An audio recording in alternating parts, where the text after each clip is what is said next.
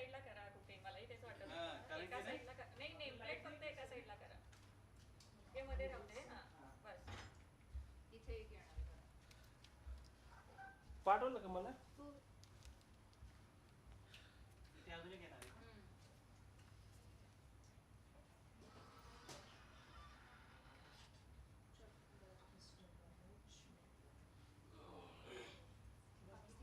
तांब्या जरा इथे. Shravani is in the classroom that she has. She has the conference earlier. Samyukta is with her. आपल्याला एक तांब्या कमी पडतो हो. एक तांब्या लागेल. नाही लवकर. हे बघ ना, कारण की तिकडचे काय प्यायचं? बोला बॉटल नाही का पाणी? एक बॉटल, 2 तांबे असं नको. नाही बॉटल नाही, तांब्या बीएस मध्ये तांब्या भाऊ, पडला लागतो. ऐक ना, सगळ्यात पहिल्यांदा तांब्या आणि सरप्राईज शाल श्रीफळ कसं नाही आलंय. पाणी भरून आली तर पाणी नाही. अहो काय ते? अरे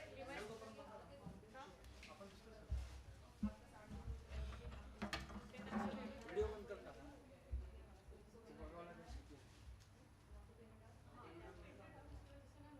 ऑडिओ बंद आहे. श्रावणी मॅडम गॉड ते मगाचा फडकं कुठे ह्याच्यावर किती धूळ आहे.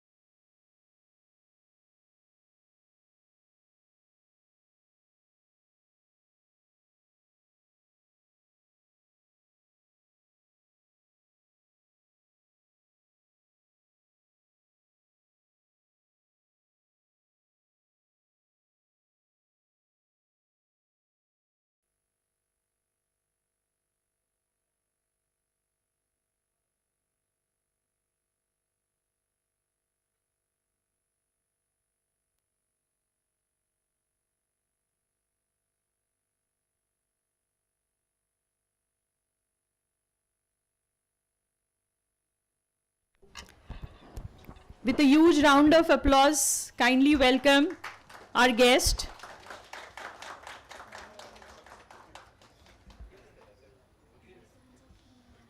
I request the guest to kindly light the lamp and then accept the chairs. Yes, we shall wait for. Yes, sir, please. Sir, please. Okay, okay.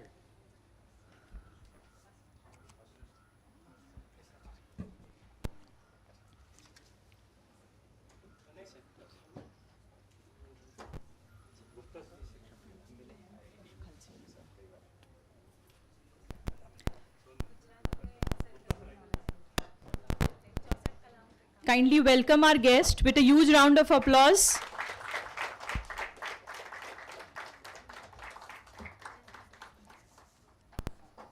I request all the guests. Okay, sir.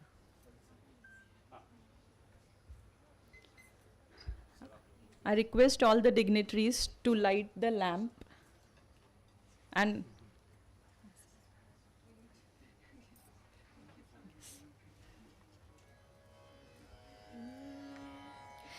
या कुन्देन्दु तुषारहार धवला या शुभ्रवस्त्रावृता या वीणावरदण्डमण्डितकरा या श्वेतपद्मासना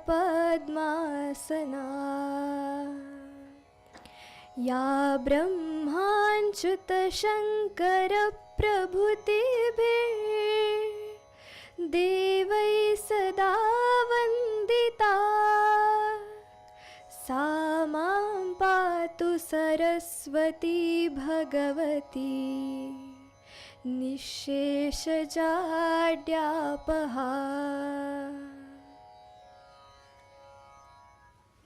thank you. Kindly accept the chairs.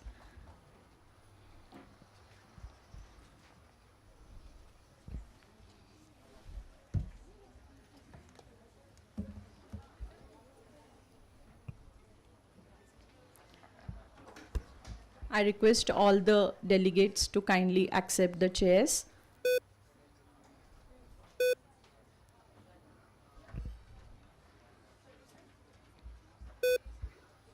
I request all the student volunteers to kindly be seated so that we can start the event.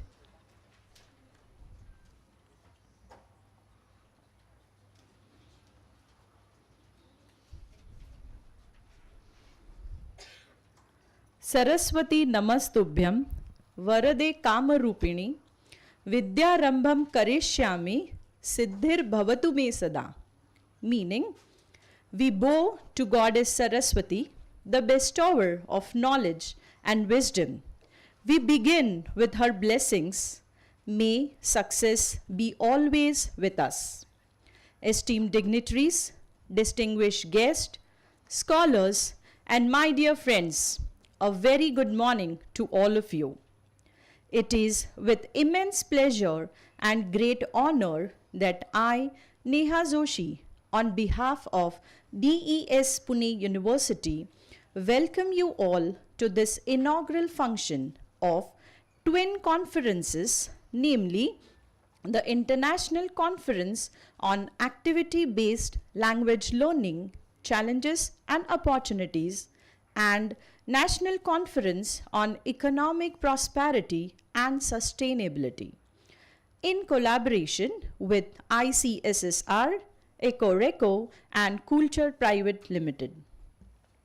Friends, Deccan Education Society, DES, is a distinguished institution with a rich heritage spanning 140 years. DES has been instrumental in shaping the educational landscape of India. Over the years, DES has established a network of esteemed institutions that have become pillars of excellence in various fields. Rooted in the legacy of Deccan Education Society's educational excellence, the DES Pune University emerges as a beacon of modern education driven by an unwavering commitment to research, creativity, and innovation.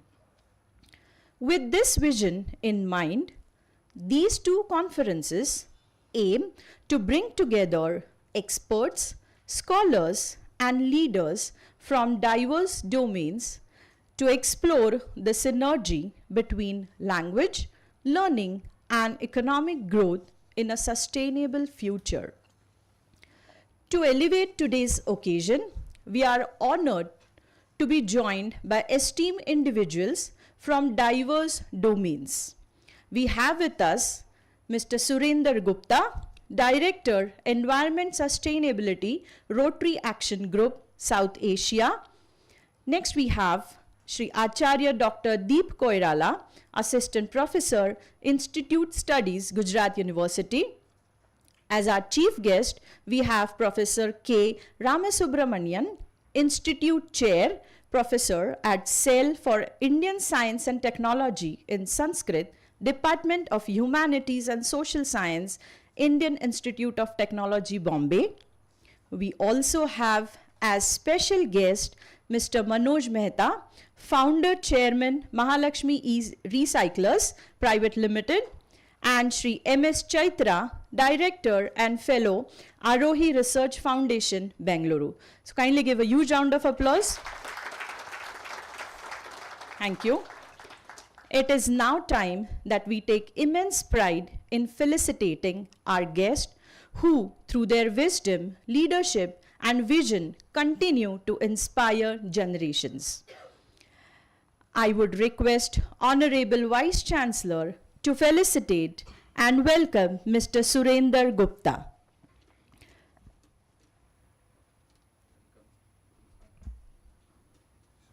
Kindly, with a huge round of applause, let us welcome our guest, Mr. Surinder Gupta.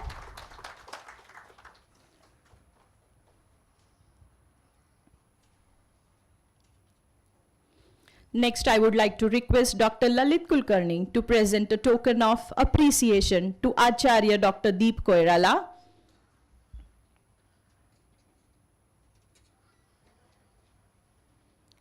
Kindly give a huge round of applause, friends. Acharya Dr. Deep Koirala. Next, I would like to request Honorable Vice Chancellor to felicitate and welcome Professor K. Ramasubramanian.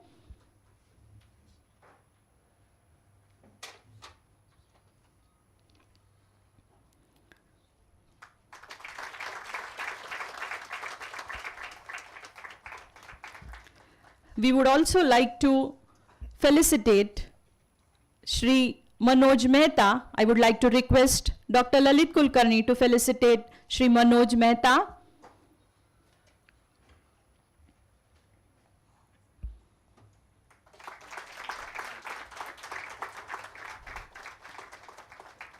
I also request Dr. Lalit Kulkarni to felicitate Shri M.S. Chaitra.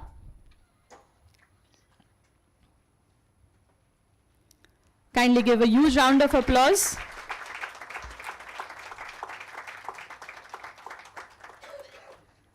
Thank you.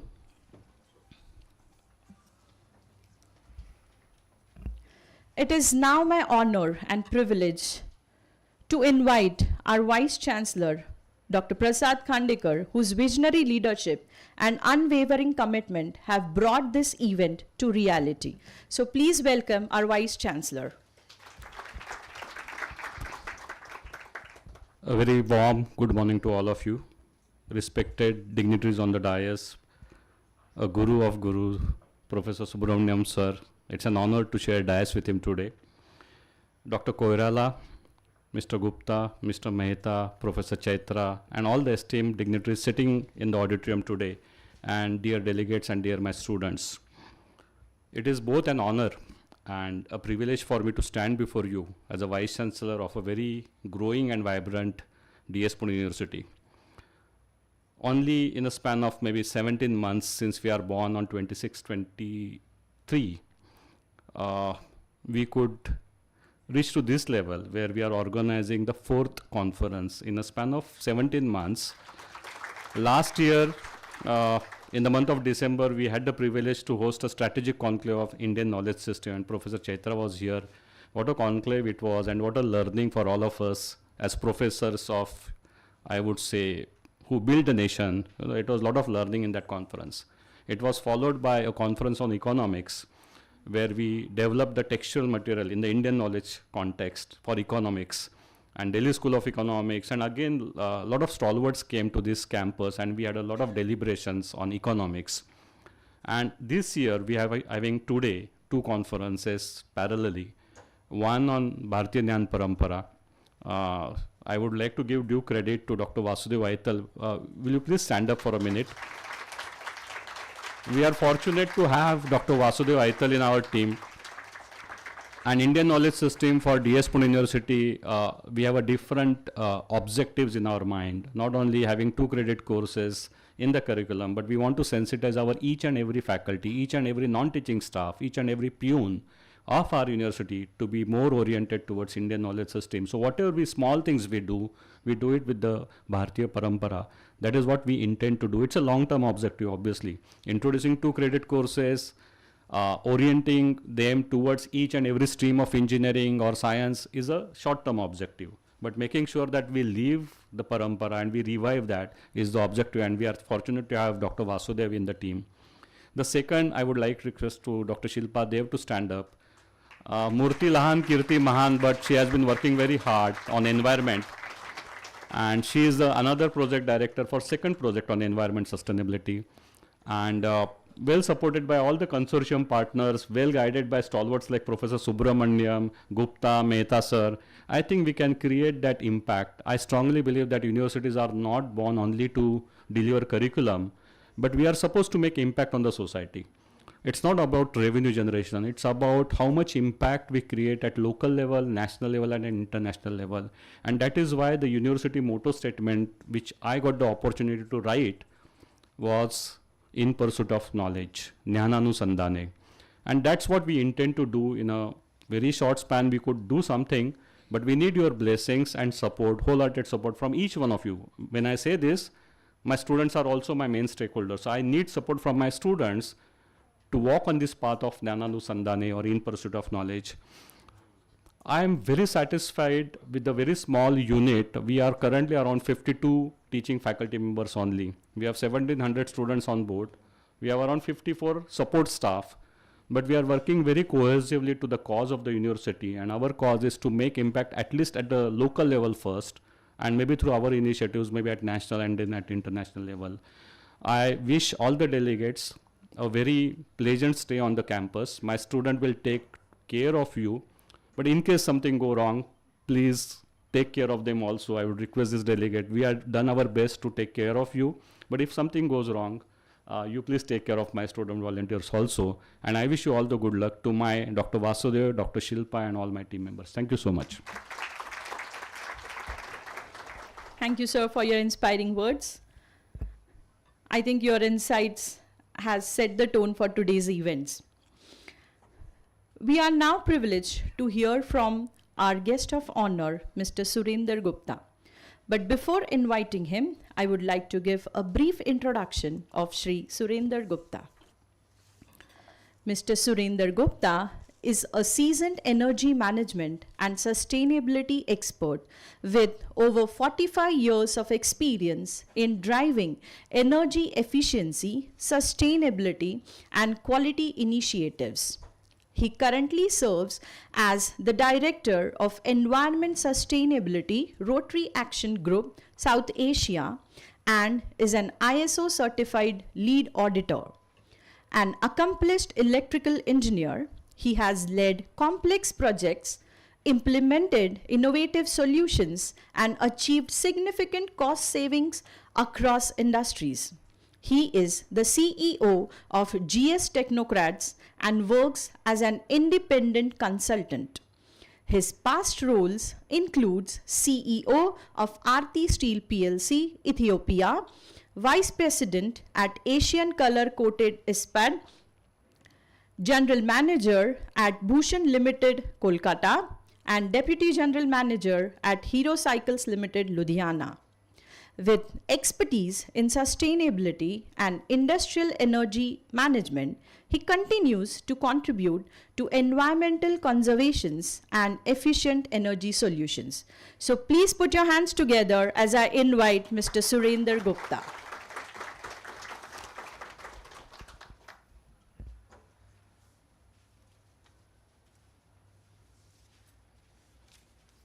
Can somebody put the display?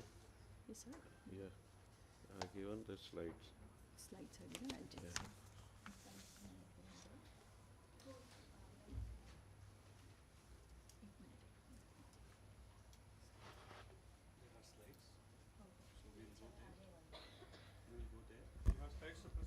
Yeah, the briefly I'll touch upon that. Yeah.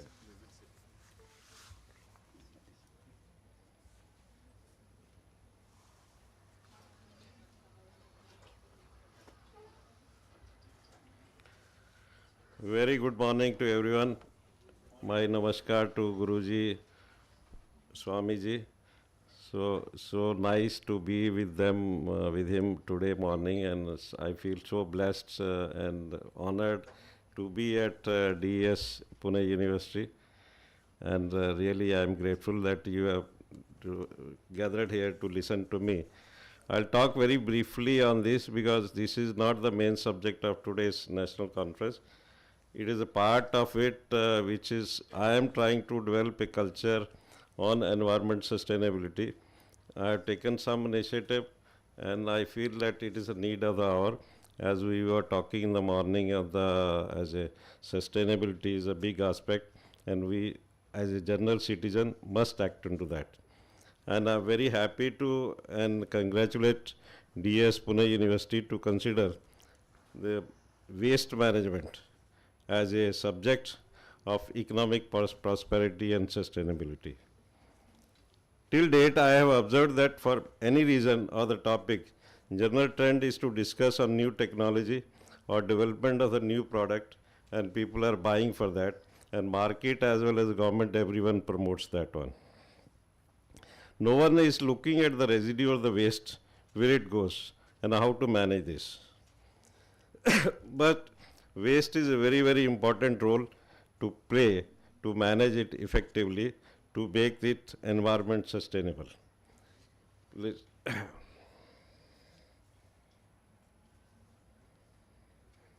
Is it the environment which we look for? I hope everyone will agree it is not that.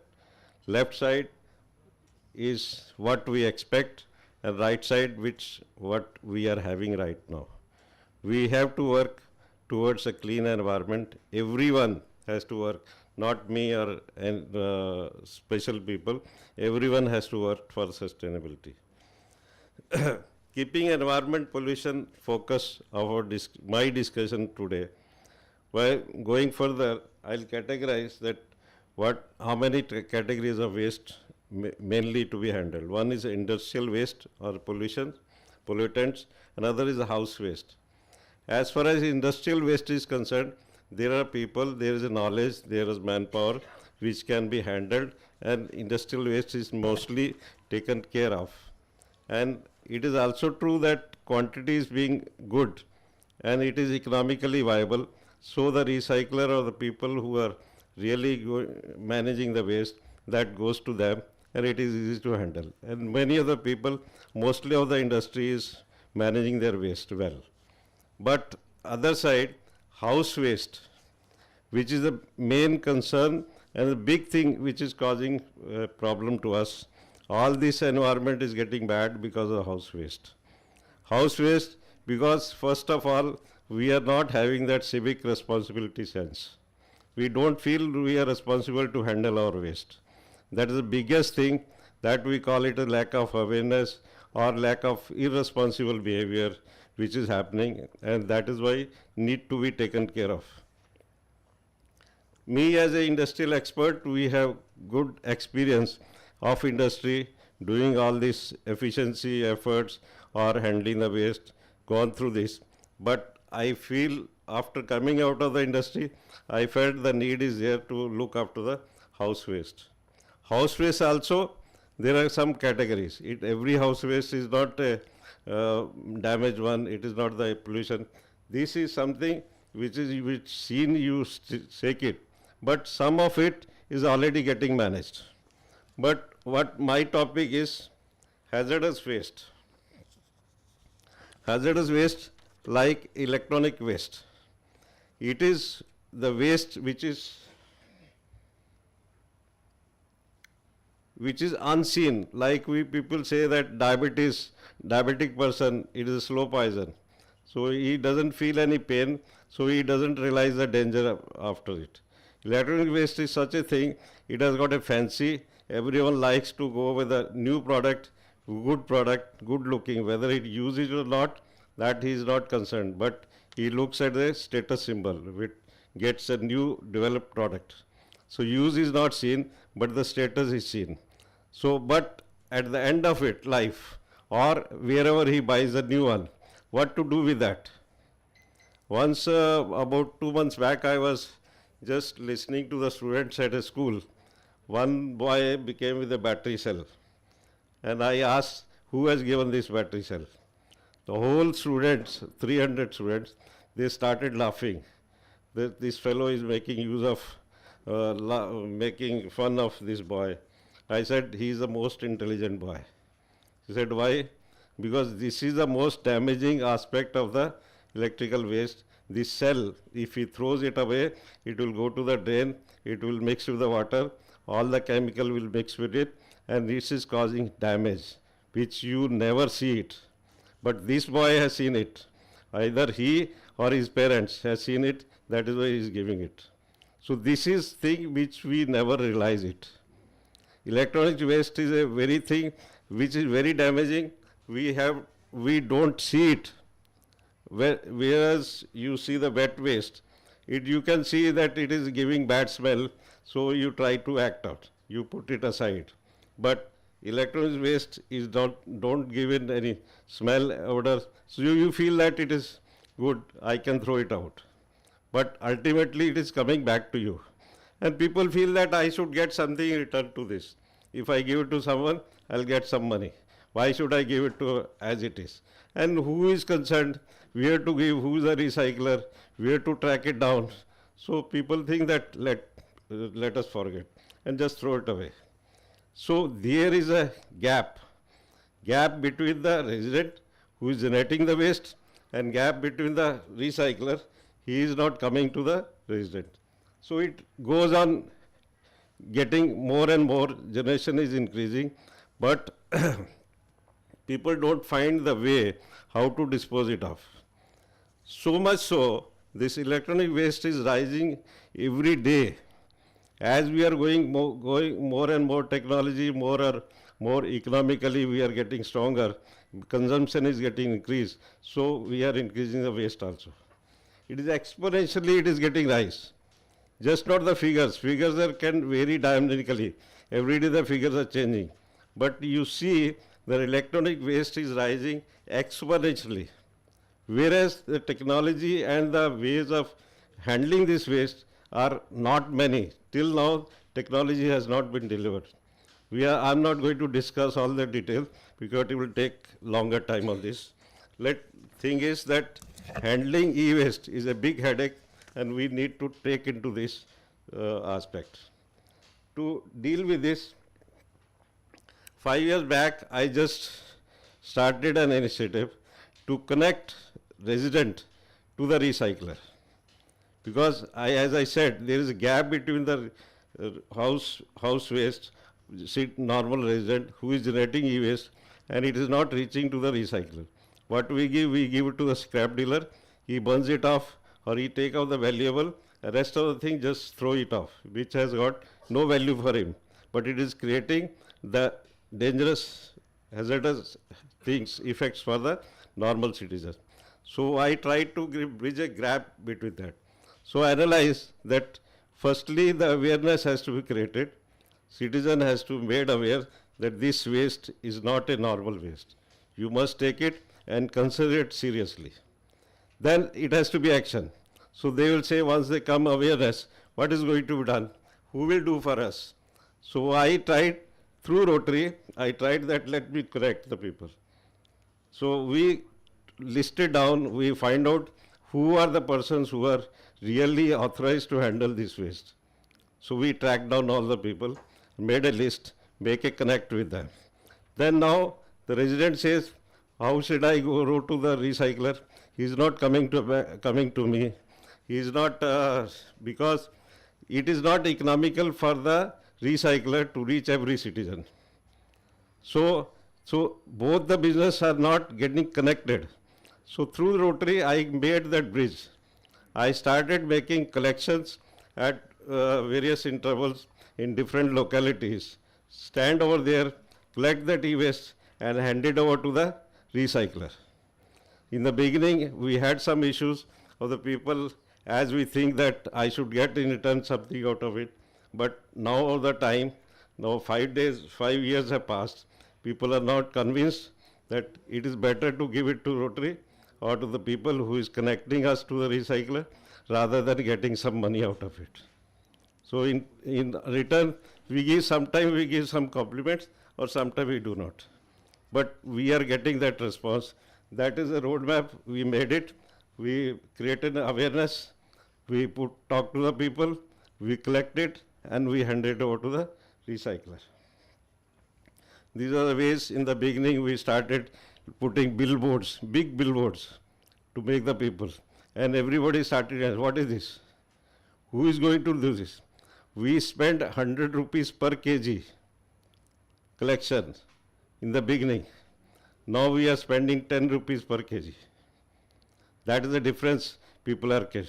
That is the sustainability which you are asking for. And people, yes, just one. So this is what we started getting connected to the community and started collecting. So this is a bridge which we made. We talk to the people, get the collected e-waste and route it to the recyclers so that trust is created and we are accountable. Collection is also accountable and recycler is also accountable, whatever waste is going to that. This we are talking in the morning, 4th hour. Till now we are talking of 3 hour, reduce, repair and all that recycle. Now we are adding it one sentence to this 4th hour. You must rethink before new purchase. Whether it is really useful to you. We buy, most item we buy is a mobile. Mobile is not 100% recyclable. Much of the material is just lost in the recycling. We must think that whatever I am buying is really useful for him. So he must use of it, then he is ready to buy. It is not that we should stop buying the mobiles, but we should think before buying. This is the impact of last 5 years. We have taken 290 initiatives, 290 collection drives. This is all over Pune and district Raigad. Now it has become this initiative, it was very, very popular. All throughout India, pan-India, we are getting inquiries. People are looking for us, how we can create this.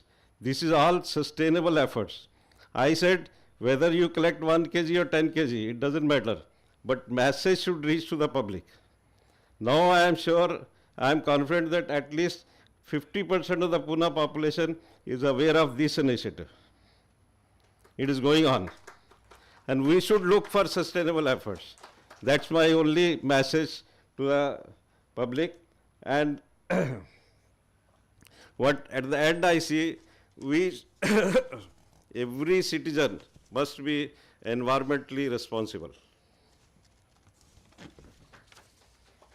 Otherwise, nothing of this thing, any Gupta come or many may be coming, but things will not improve. Every citizen, every of us resident has to be environmentally responsible. Thank you so much. Sorry.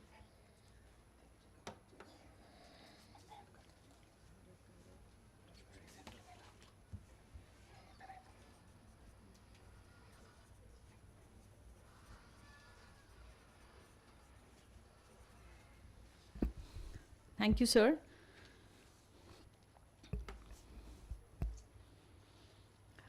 Next, as a guest of honor, we have with us. I would like to request the dignitaries to kindly accept the chairs on the stage because we don't have any presentation here after. Okay, okay, right. Thank you. As a guest of honor, we also have Acharya Dr. Deep Koirala.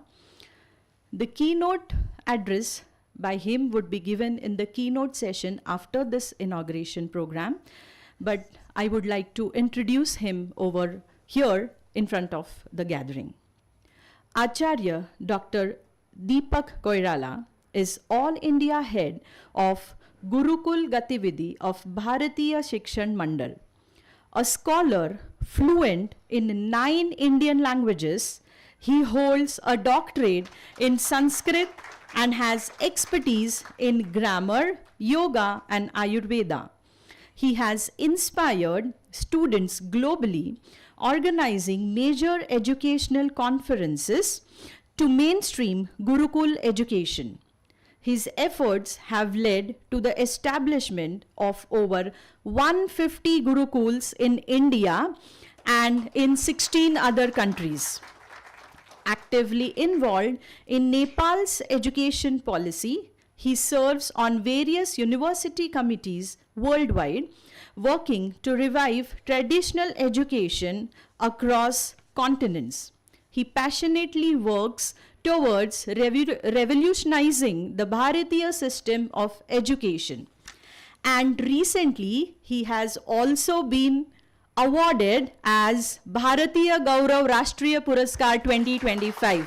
So please give a huge round of applause, and we would be listening to him in the keynote session after the inauguration program. Thank you.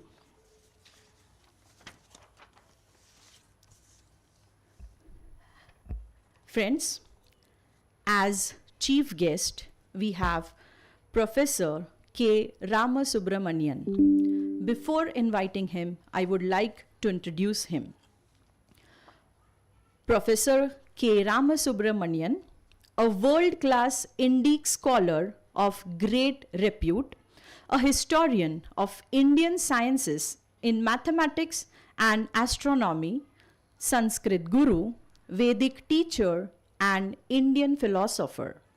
His immensely broad erudition, his insights, and his popular teachings have been inspiring a new generation of thousands of students, other scholars, and teachers to learn and undertake research on the riches of India's scientific heritage and enabling its preservation.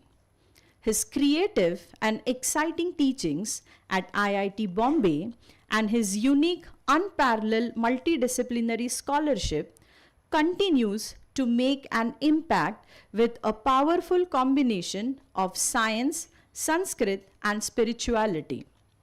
His life's mission has been to inspire society to undertake research and give India its rightful place in the world of history of science and ignite interest in Sanskrit as a language of science. Currently, he is Institute Chair Professor at Cell for Indian Science and Technology in Sanskrit, Department of Humanities and Social Science, IIT Bombay. So please put your hands together and welcome our chief guest.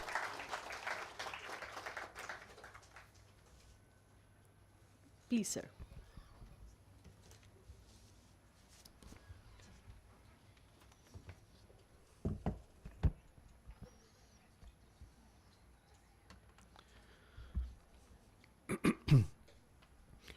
योऽन्तः प्रविश्य मम वाचमिमां प्रसुप्तां सञ्जीवयत्यखिलशक्तिधरस्वधाम्ना अन्यांश्च हस्तचरणश्रवणत्वगादीन् प्राणान् नमो भगवते पुरुषाय तुभ्यं सदाशिवसमारम्भां शङ्कराचार्यमध्यमाम् अस्मदाचार्यपर्यन्तां वन्दे गुरुपरम्पराम्.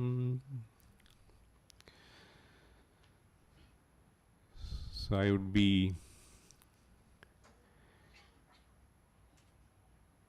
placing my pranams to all here, so who have dedicated themselves for various causes. I was immensely pleased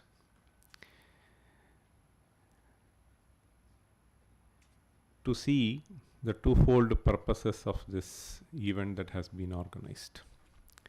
One is primarily to take Sanskrit and then make it much more popular and make people read that particular language, which is a divine language. The other is how to make people more environmentally conscious. In fact, the first is something which is essential in a way to make the second appreciate better. So that way I would just say these two are closely linked, and the thought process that has gone in trying to club them and organize a conference here is something which is really appreciated. The other thing which really impressed me was the gesture of the Vice Chancellor. I mean, I don't want to unnecessarily praise people, I don't do that also. But this was something which is very striking. So normally people develop a certain pride and arrogance for no reason. That's why beautifully a poet said, Yada kinchitnyoham dvipaiva madandhas samabhavam tada sarvajñosmi tyabhavad avaliptam mama manaha yada kinchit buddhajana sakashad avagatam tada murkhosmiti jvaraiva madome vyapagataha. See, this is what the great poet Bhartrhari says. When I knew a very little, I was as arrogant as an elephant. Dvipaiva madandhas samabhavam. So if you see the elephant, it will never bend its head. Even if you give, it will just... This is what will keep nodding. Dvipaiva madandhas samabhavam. Madandha means I was blinded by my arrogance. Tada sarvajñosmi tyabhavad avaliptam mama manaha. See, I thought that I am a sarvajña. Yada kinchit buddhajana sakashad avagatam. When I came in contact with wise people, buddhajana sakashat avagatam. So mere company doesn't help, an attitude to learn is what helps. So sakashat avagatam. There should be a certain mindset by which you are willing to learn. In fact, I am reminded of one of the great sayings of Chandrasekharendra Saraswati Swami. My father was mentioning that once he was jocularly mentioning, people call me Jagat Guru, and somehow I feel uncomfortable with that. Why do you feel uncomfortable? He said jocularly, there is a saying in Sanskrit, Shishya papam gurum vrajet. See, the sins that are committed by the disciples reach the teacher, and therefore I would like to avoid myself being declared as Jagat Guru. So I am so happy that this Vice Chancellor tries to ensure that the children get the right education. I will come back to that. Then he further said, okay, anyway I am not going to avoid people calling me Jagat Guru. At least in my own mind, I will settle what Jagat Guru is. So in Sanskrit, why should you learn this Sanskrit? It's a very beautiful language, amazing language, where you can convey something very, very, very effectively and in a very, very pleasing manner. So therefore, whatever needs to be done, we have to do. I am so happy that Vasudev and a group of other people have taken very serious initiative to, Sharanya was also mentioning, but I asked her, do you know Sanskrit? I don't know. Then I said, you first learn Sanskrit and then ask me doubts in Sanskrit. Okay, anyway. So the interpretation that was given by that great saint is, I don't consider as Tatpurusha Samasa, but I consider it as a Bahuvrihi Samasa. What does it mean? Tatpurusha means Jagataha Guruhu. Okay? Jagataha Guruhu means I am the Guru of all the people who are here, wherever. But he said, Jagatu Guruhu Yasya Saha. Understand? For whom the entire world is Guru. So I try to learn from everybody. So in that way, I am willing to accept that I am Jagat Guru. You understand? So this is a very, very powerful message which is therein, if any of you have read this Bhagavata, this is a message that gives, see, there is 24 gurus they talk about. In fact, so they have recently published this Narayaniyam. So we have this Vyoma people here. They are also doing a great service. I am really happy. So they have, in Narayaniyam we have a verse. See, Tvatkarunye pravritte kaiva nahi guruhu lokavrittepi bhuman sarvakranta hi bhumihi nahi chalati tatas satshamam shikshayeyam grinhiyam isha tattad vishaya parichaye peprasattim samirat. So I'll just translate this, I'll tell you. If at all I have your blessing, where do we need this blessing? When we talk about blessing, what does it mean? It is not that Vinayaka or Subramanya or Vishnu is going to come in front of you and then say, hello, you want, whatever I will give you. No. It is essentially this Manaf Prasadaha. Chitta Vaimalyam. So the right way of thinking. It can be in solving a mathematical problem, it can be solving in some other thing, e-ways, whatever it is only this which is to be trained. That is why you say yogas chitta vritti nirodhaha. So this manah prasadaha. So in fact, in one of the places, a great mathematician and astronomer, while interpreting prasada, he says, Devata prasadaha mati vaimalya hetureva. See, Devata prasada essentially means a clarity in thinking. Napunaha Brahma Adityo va swayam agatya upadishet. It's not that Brahma or Aditya is going to come in front of you and then give you direction or lead you by hand. But we need to understand that there is a certain process which is involved in getting this clarity of mind. Otherwise, it is just going to be in a whirlpool, which is what people are unable to handle today. Families are breaking. Absolutely no peace. It is all because of this, nothing more. In fact, we were just discussing before that. So here he says, Tvatkarunye pravritte kaiva nahi guruhu. So if we have this attitude, then naturally respect will flow towards others.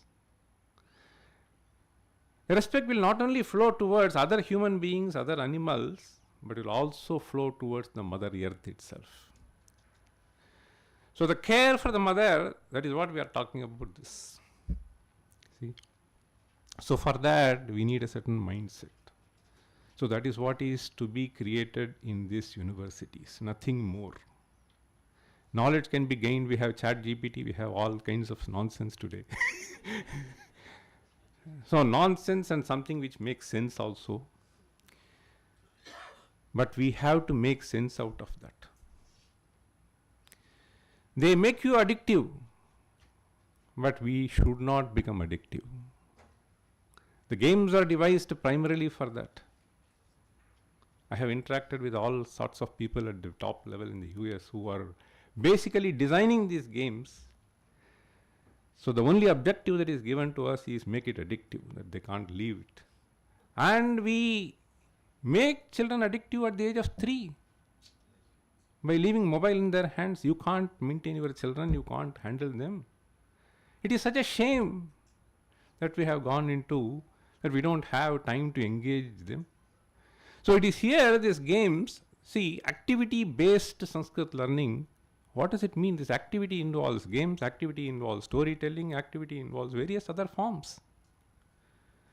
In fact, we learn most of the language, most of the ethics that we need to uphold in our lives only through storytelling that the grandmothers and various other people were doing. If we have a medium that can be more effective, we should use that medium for that. I have nothing against it. We are all for it.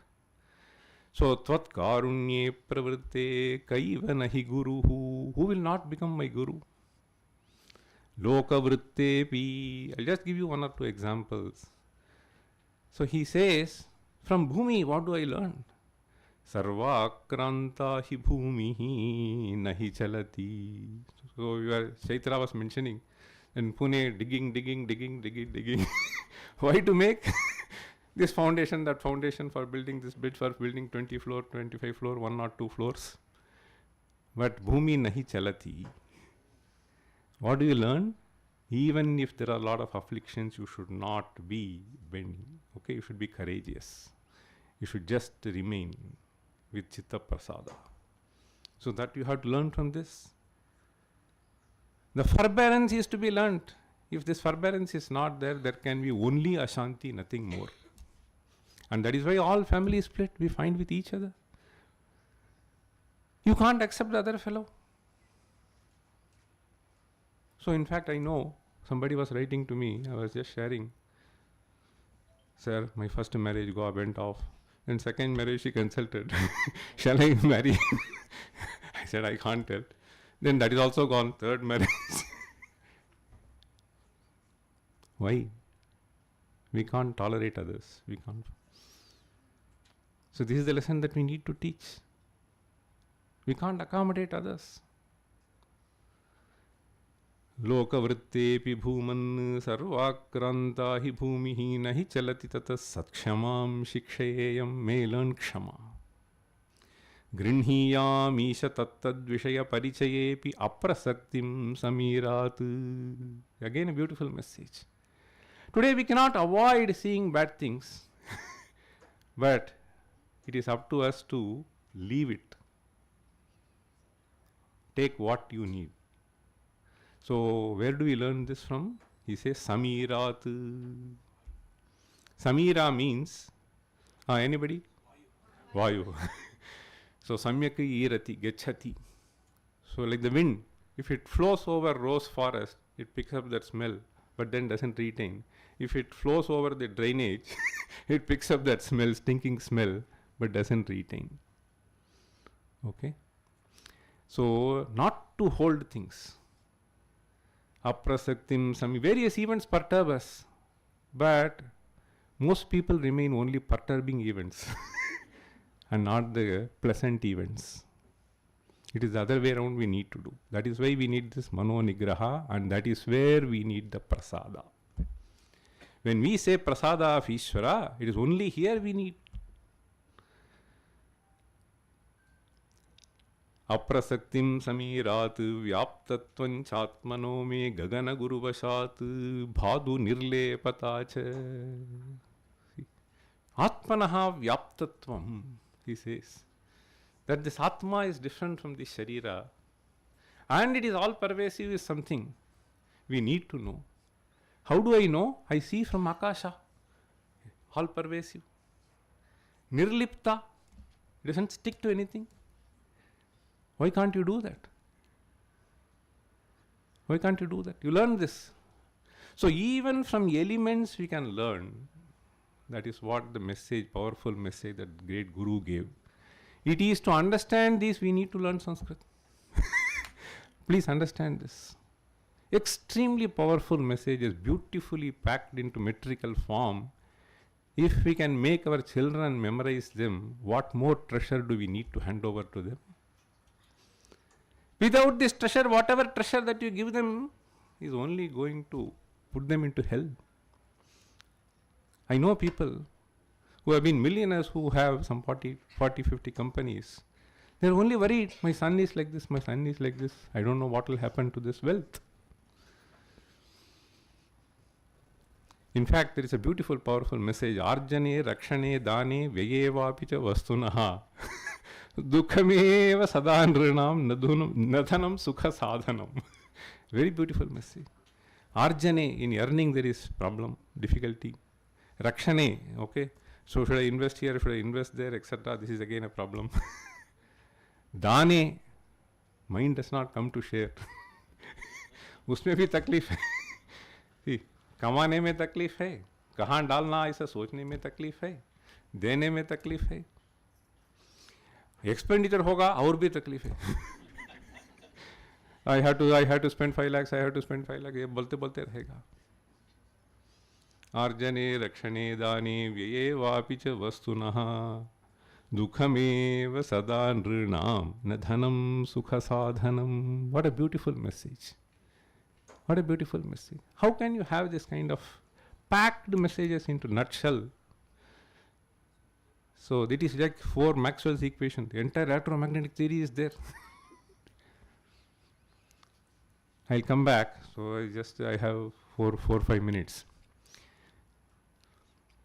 I wanted to talk about this prasad. So it is not that I said not to praise. I'll just tell you there is a beautiful verse.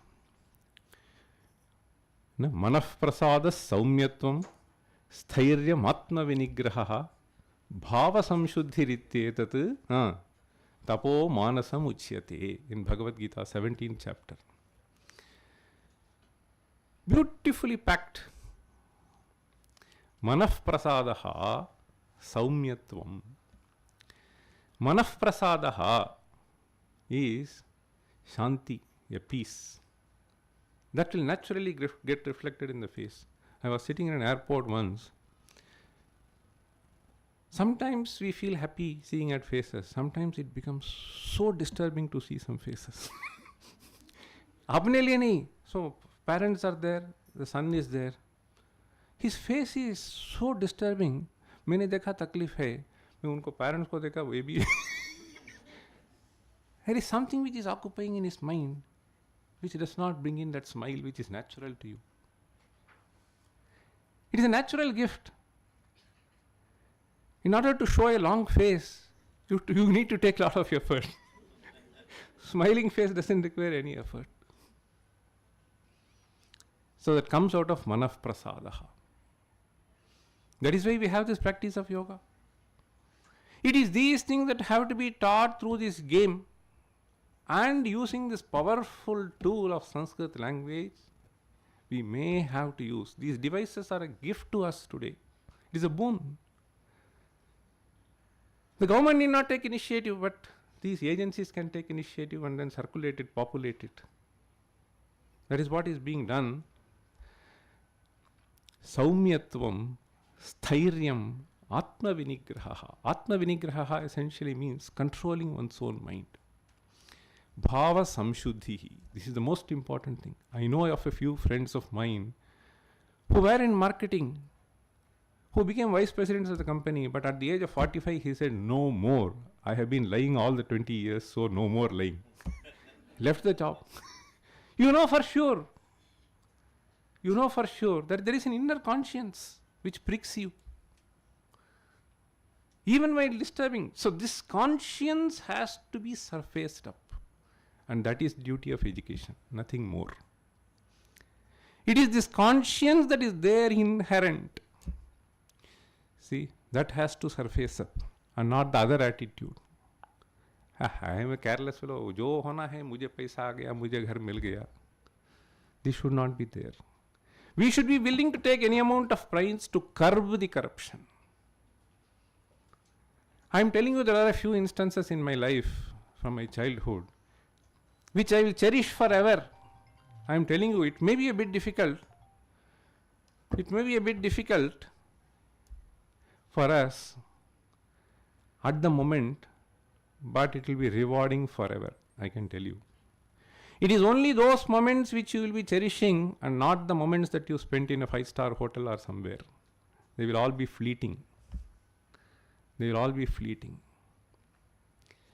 So any amount of small thing that you have done and seen smile in the face of people who are needy, that you will cherish forever. So this will bring you saumyatvam, manah, so bhava samshuddhi. Friends, so I don't think I should exceed my time. There is one of the namavalis in Vishnu Sahasranama we have, samayajnaha. See, this samayajnaha means samaya, if you take as time, one who knows what the time is and what is the duration given to you. This is one Samayajna. The other Samayajna is more important. Samayajnaha. Samayajnaha means one who maintains that equanimity.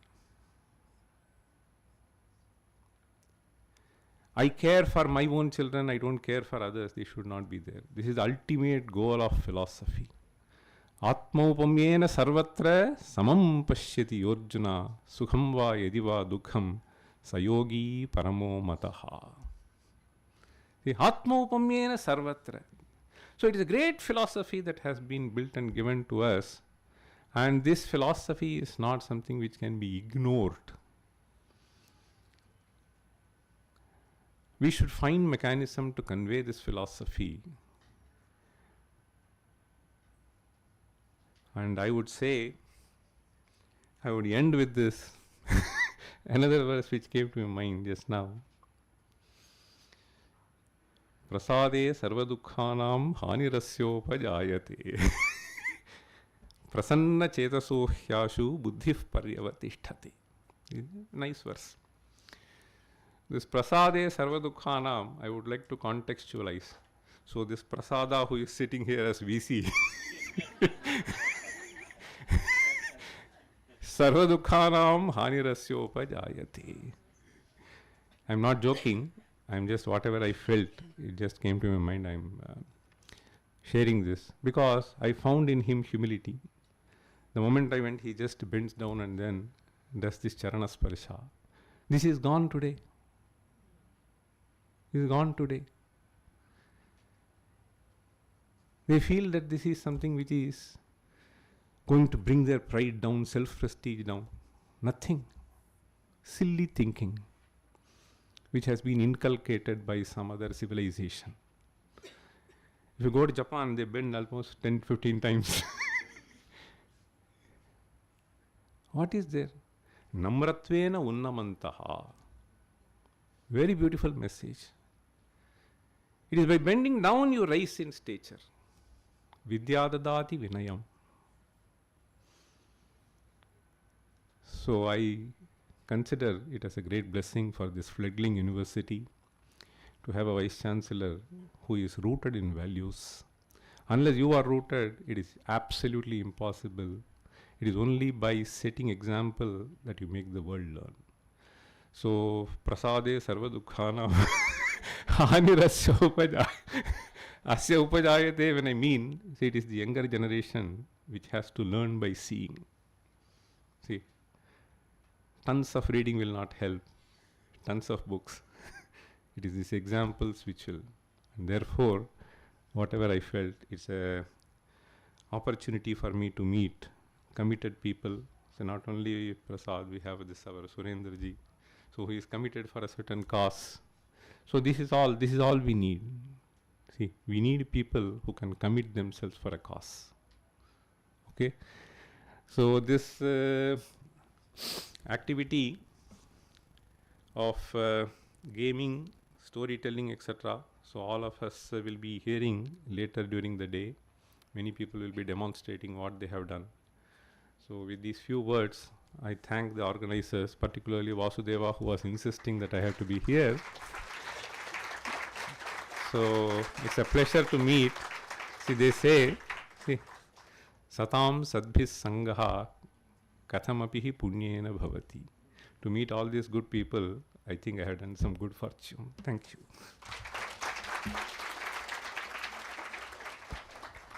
Kindly give a huge round of applause, friends. Thank you, sir. Thank you so much for your inspiring words and your commitment to a brighter future. I think we are truly blessed to have witnessed such a profound discourse today. And of course, indeed, we will always remember Vidya Dadati Vinayam, the gesture shown by our Honorable Vice Chancellor today.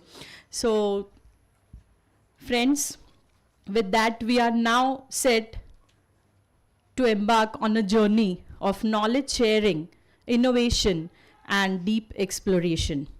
As we conclude this inaugural session, I would like to invite Dr. Sagar Vidwans to deliver vote of thanks.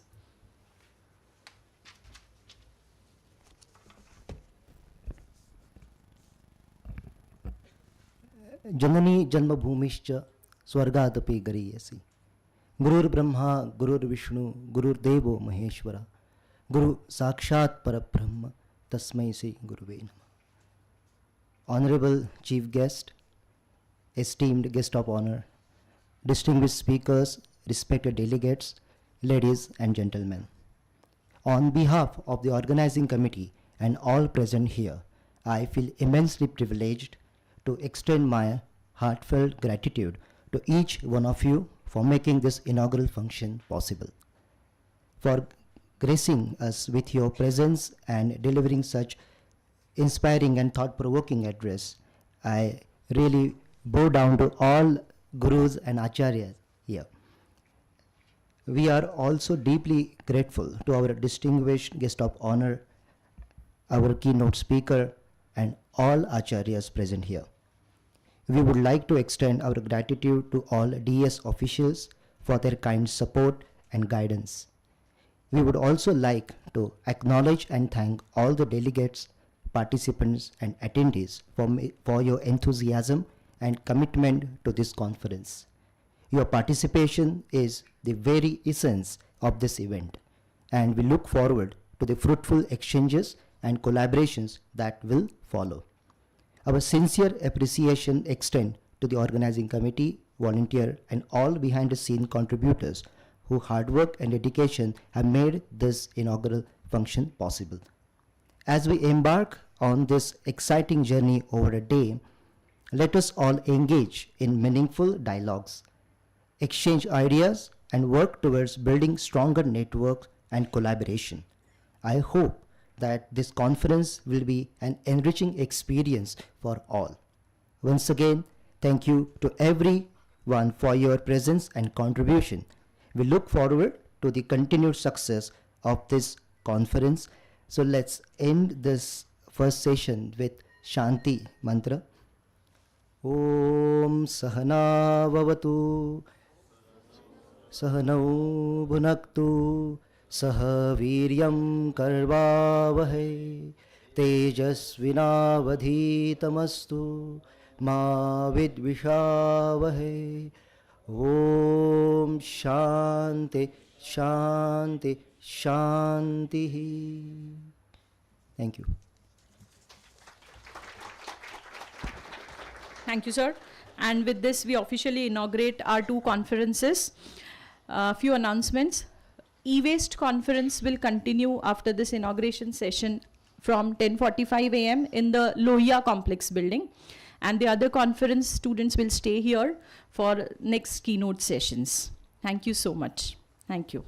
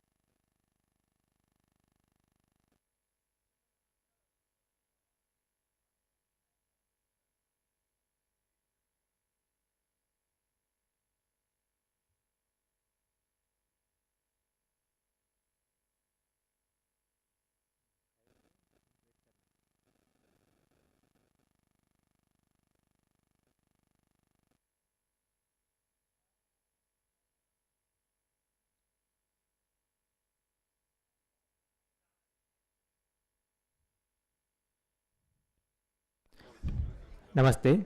I request both MS Chaitra ji and Deep Koirala ji on dais to come.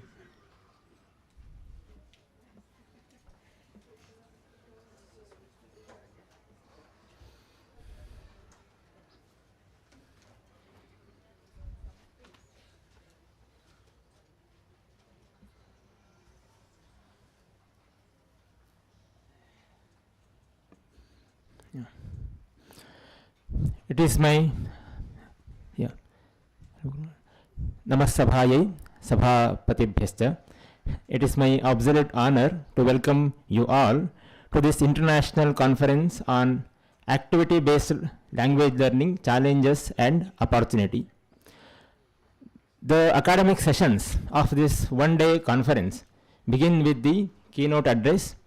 Professor MS Chaitra, Director and Fellow, Arohi Research Foundation, Bengaluru, will deliver the keynote speech. MS Chaitra, now a social scientist, coordinates, guides and mentors a group of young research scholars who work in developing the scientific hypothesis on Indian traditions and heads many varied projects. This endeavor involves comparing Western and Indian cultures using the framework called Comparative Science of Cultures. He started his professional life as a biologist who specialized in molecular genetics, ecology, and evolutionary biology. Before starting his work in social sciences, he worked with the Wildlife Institute of India, Dehradun, the Center for Ecological Sciences, and the Indian Institute of Science, Bengaluru. He is one of the founder of the initiative called Arohi Research Foundation, and he served as senior fellow at India Studies Unit at CES and also associate professor at Chanakya University, Bengaluru. Before the keynote address, Acharya Deep Koirala ji addresses us. Acharya Dr. Deep Koirala, assistant professor at Institute of Indic Studies, Gujarat University, Navarangapura, Ahmedabad, Gujarat. Acharya ji is the All India head of the Gurukula Gatividhi of Bharatiya Shikshana Mandala. A scholar fluent in 9 Indian languages, he holds a doctorate in Sanskrita and has expertise in grammar, yoga and Ayurveda. He has inspired students globally, organizing major educational conferences to mainstream Gurukula education. His efforts have led to the establishment of over 150 Gurukulas in India and 16 other countries. Actively involved in Nepal's education policy, he serves on various university committees worldwide, working to revive traditional education across continents. He passionately works towards rejuvenating the Bharatiya Jnana Parampara and as well as Bharatiya Gurukula Paddhati. And इस साल का भारतीय गौरव राष्ट्रीय पुरस्कार भी आचार्य जी को मिला है. ये दोनों विद्वज्जन भारतीय ज्ञान परंपरा का क्षेत्र में छात्रों को, जिज्ञासु लोगों को प्रेरित कर रहे हैं. इसलिए दोनों भी आचार्य हैं, क्योंकि अध्यापन ही उन दोनों का भी अध्ययन और अध्यापन में रत है. क्यों आचार्य से सुनना चाहिए, इसका बारे में शुकनास उपदेश में एक अच्छा वाक्य है जो शुकनास बताता है. गुरुपदेशो नाम पुरुषाणाम अखिल मल प्रक्षालन क्षमम अजलम स्नानम. गुरुपदेश जल का बिना स्नान है, सब दोषों का दूरीकरण करता है. अनुपजात फलितादि वैरूप्यम अजरम वृद्धत्वम. जब वृद्धत्व होता है, केश श्वेत वर्ण हो जाता है, ये सब फलितादि वैरूप्य. ऐसा वैरूप्य के बिना ही वृद्धत्व आता है, क्योंकि ज्ञान वृद्ध बनते हैं सुनने से, इसलिए वृद्धत्व बनता है. वृद्धत्व का जो परिणाम है वो नहीं होता है. और अनुपजात मेदो दोषम गुरुकरणम. फैट से गुरुकरण, शरीर का गुरुकरण हो जाता है.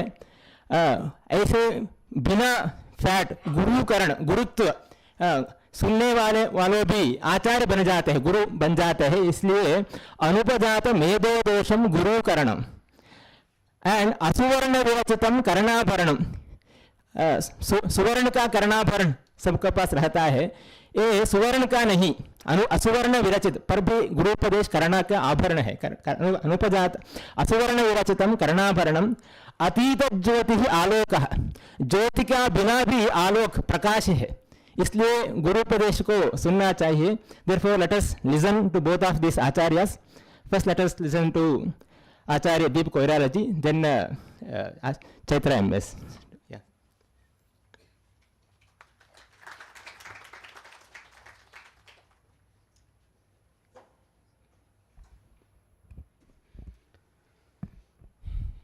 वागर्थ विवशं प्रयुक्तो वागर्थ प्रतिपत्तये जगतः पितरौ वन्दे पार्वती परमेश्वरौ।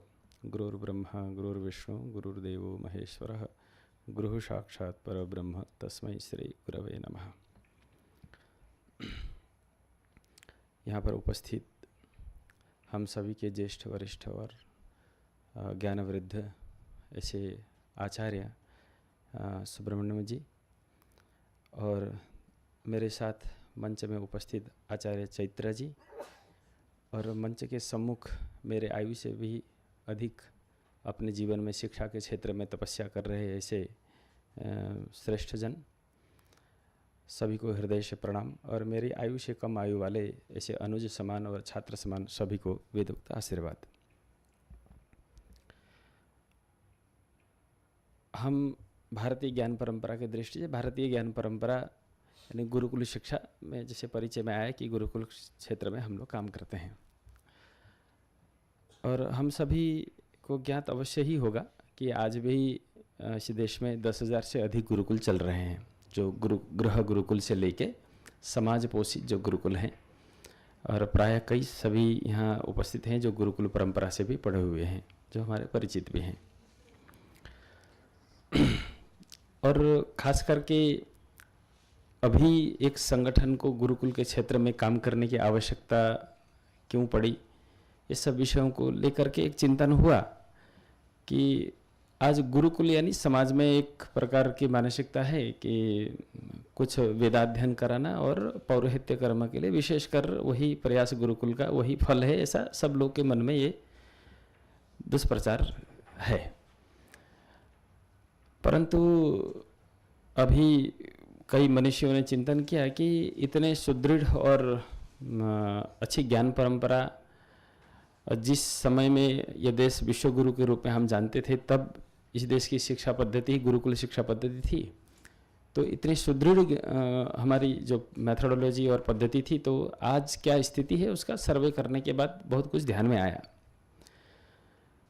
नो डाउट आधुनिक विज्ञान ने बहुत विकास किया, परंतु कुछ ऐसे क्षेत्र हैं जहाँ पर आज आधुनिक विज्ञान को पहुँचने में हमें ऐसा लगता है कि अभी सैकड़ों वर्ष लग जाएंगे। तो जैसे हम देखते हैं कृषि के क्षेत्र में, तो कृषि के क्षेत्र में देखा जाए तो आधुनिक विज्ञान का इतना काम हो नहीं पाया है, जो पारंपरिक क्षेत्र में बहुत अच्छा कार्य है उसको आगे बढ़ाना चाहिए। ऐसे हम चिकित्सा पद्धति में जो मेडिसिन है, शल्य चिकित्सा में मतलब सर्जरी में तो मॉडर्न साइंस ने अच्छा विकास किया, सराहनीय काम किया है, परंतु आज देखेंगे तो उसमें मेडिसिन में अभी भी उतना काम नहीं हुआ। इसी गति से अगर काम चला तो भी 500 वर्ष कम से कम लगेंगे, ऐसा अनुमान हम लगा सकते हैं।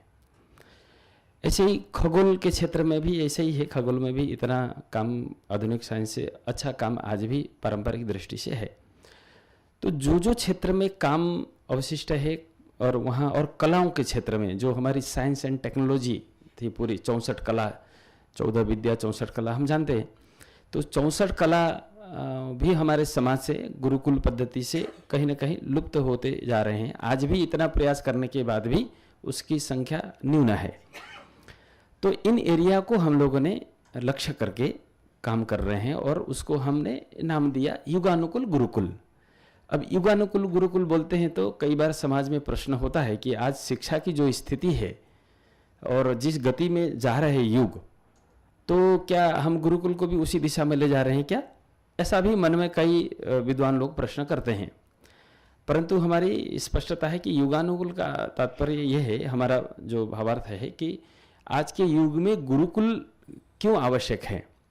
जैसे हर चीज़ को लेकर के हम देखते हैं देश विश्व में भी, भारत की ही यदि हम बात करते हैं तो जहाँ 100% साक्षर राज्य हम जानते हैं जिन जिन राज्यों को, तो वहाँ कानूनी अपराध देखा जाए तो पूरे देश के अनुपात में सर्वाधिक है।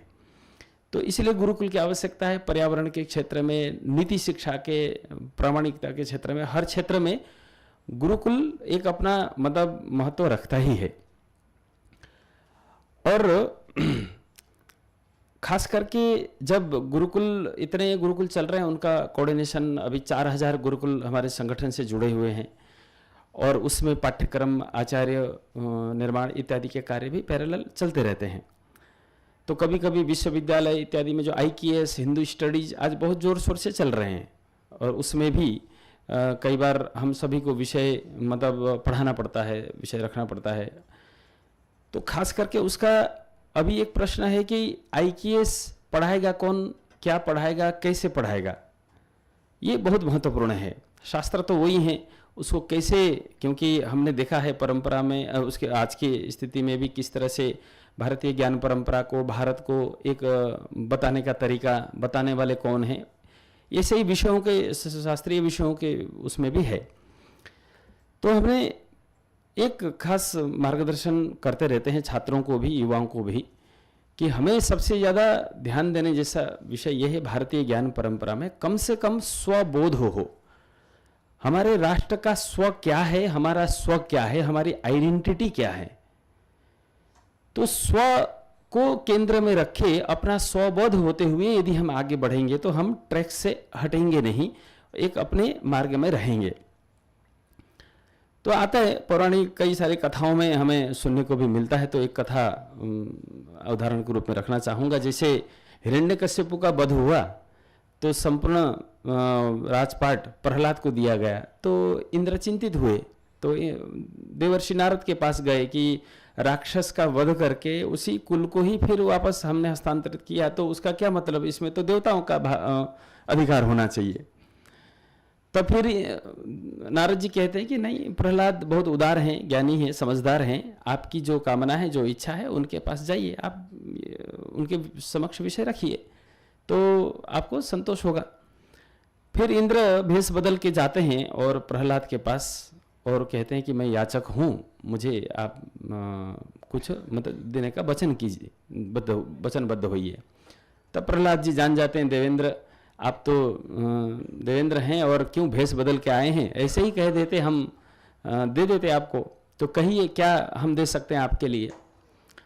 तब वो डिमांड करते हैं कि मुझे स्व चाहिए। तो अनेक उसमें चर्चाएं होती हैं, बहुत डिटेल न जाते हुए। तो स्व चाहिए, तो एक उन्होंने कहा कि ठीक है अस्तु, तो एक तेज जाता है। फिर दोबारा वो बोलते हैं कि पुनः स्व चाहिए, तो उस राष्ट्र का ऐश्वर्य समृद्धि जाता है। फिर तीसरी बार वो स्व की कामना करते हैं तो फिर बल जाता है। तो कुल मिला के स्व जाता है तो सब कुछ जाता है, हमारा तेज, हमारा ओज, हमारा बल और हमारे सामर्थ्य, हमारा विकास, हमारा ऐश्वर्य, वैभव, सब कुछ जाता है। आज शिक्षा में भारतीय ज्ञान परंपरा को लेकर के स्व का बोध न होने से कई बार हमें लगता है कि हमारे ऋषियों ने इतने ज्ञानी थे, इतने त्रिकालदर्शी थे, तो क्यों इतने सारे प्लान नहीं बनाए, वो नहीं बनाए, ऐसे तुच्छ चर्चा समाज में से कई बार युवा लोग भी करते हैं। परंतु विकास का हमारे ऋषियों की दृष्टि ये अलग थी। प्रकृति जीव मात्र के बिना शोषण किए सबके हित को ध्यान में रखते हुए विकास करने की हमारे ऋषियों की एक दृष्टि थी। इसलिए नहीं कि उनको नहीं आता था इसलिए नहीं हुआ। आज भी हम देखते हैं कि एक मेडिकल साइंस की बात करें तो मेडिकल साइंस की दृष्टि से देखा जाए तो आज आयुर्वेद के सभी सिद्धांतों को किसी ने चैलेंज नहीं कर पाया, कितना भी विज्ञान का विकास हुआ हो। तो आज मेडिसिन के क्षेत्र में इतना सुदृढ़ हमारा काम है। यदि एलोपैथी का इतिहास देखेंगे तो 300, 500, 350, 500 साल पुराना मिलेगा। उससे पहले चिकित्सा पद्धति क्या थी, और आज भी हम उतने ही मजबूती से खड़े हैं। इसलिए जितने भी पैथी चिकित्सा पद्धति विकसित हुई हैं उनका प्रिंसिपल, उनका सिद्धांत आयुर्वेद ही रहा है। इसी प्रकार से इंजीनियरिंग क्षेत्र में भी देखते हैं तो देश में कई सारे ऐसे भवन, राजमहल इत्यादि बहुत सारी चीज़ें ऐसे हैं जो हजारों वर्ष से यथास्थिति में हैं। आज के, जब उस समय तो बुलडोजर भी नहीं होते थे, जेसीबी मशीन नहीं होते थे, फिर भी ऐसे पहाड़ के चोटियों में हमारे इंजीनियरों ने कैसे वो भवन का निर्माण किया होगा और किस तरह से उसका विचार किया होगा, ये हम देख सकते हैं। बहुत मतलब इसका विस्तार में नहीं जाता, लेकिन इसी प्रकार से हमारे यहाँ मतलब विकास की एक निश्चित सभी के हित के, सर्वजन हिताय सर्व सुखाय, सभी के सुख के लिए, सभी के हित के लिए उसका एक चिंतन था। तो इन सब विषयों को लेकर के जैसे कि हम लोग गुरुकुल उत्तर से दक्षिण, पूर्व से पश्चिम, और कुछ भारतीय समुदाय विश्व भर में रहते हैं, तो वहाँ पर भी भारतीय ज्ञान परंपरा का बहुत ही डिमांड है, क्योंकि हम वहाँ पे रहने वाले लोगों को अपने संस्कृति कल्चर से उनका अभाव रहता है, तो इसलिए उसका महत्व उनको समझ में आता है। तो हम सभी को यही कहते हैं कि स्वबोध हो, हमारी आइडेंटिटी क्या है, हमारा परिचय क्या है, तो उसका हमें ध्यान रखते हुए आगे विचार करना चाहिए। इसलिए स्वबोध में हमने स्वबोध क्या है, तो उस विषय में थोड़ा चिंतन करते हैं। तो आगे बढ़ते हुए हम कहते हैं कि स्वभाषा, अपनी भाषा, भारतीय भाषा, और स्वभूषा यानी स्वभोजन, हमारा भोजन के विषय में, स्वभेष, हमारे वस्त्र, क्योंकि एक ही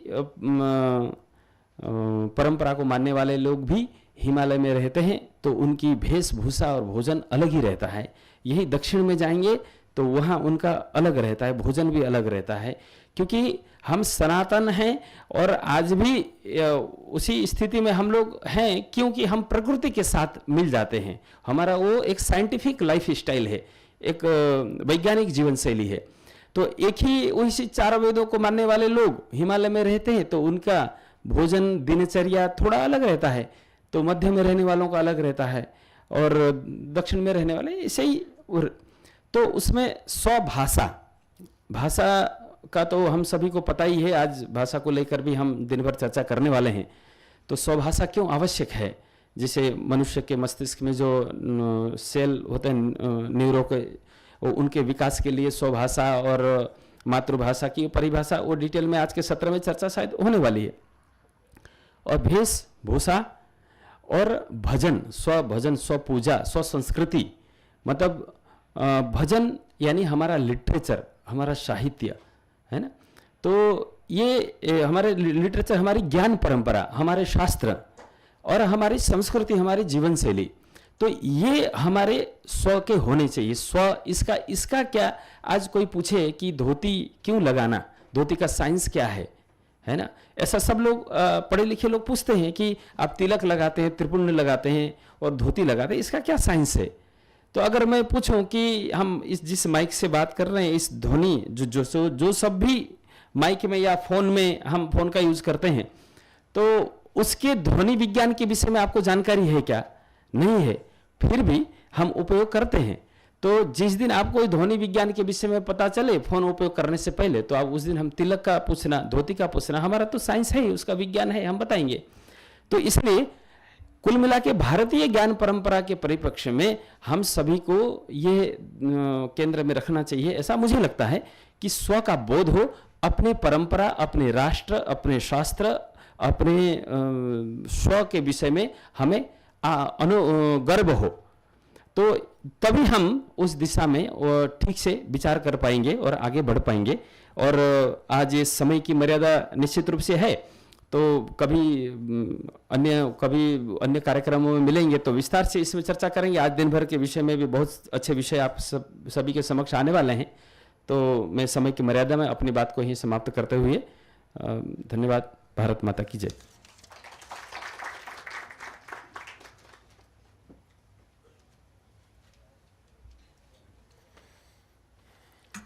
Thank you, Deepak ji, Ram ji, and thank you, Vasu, for inviting me for this conference.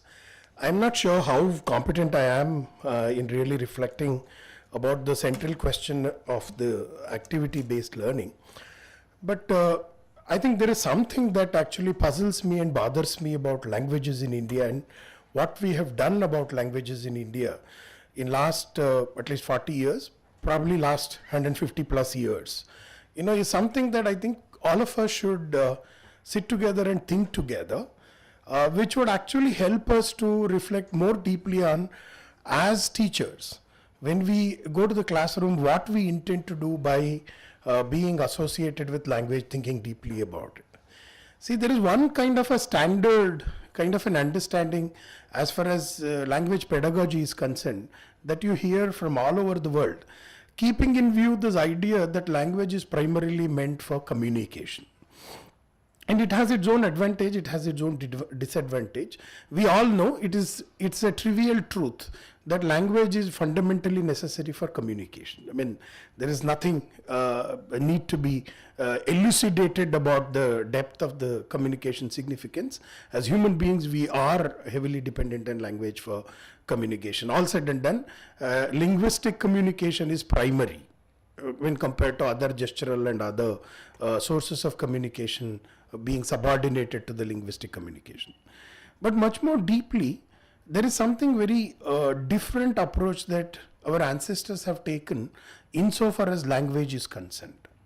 And I did not know about it when I was brought up in a small village in my own personal life, how language was such a primary thing even in the most illiterate people around me were bothered about, and how language was thought about, reflected about, and how we have moved away in our academic reflections about language in a radically different way by actually damaging our ways of being in this world.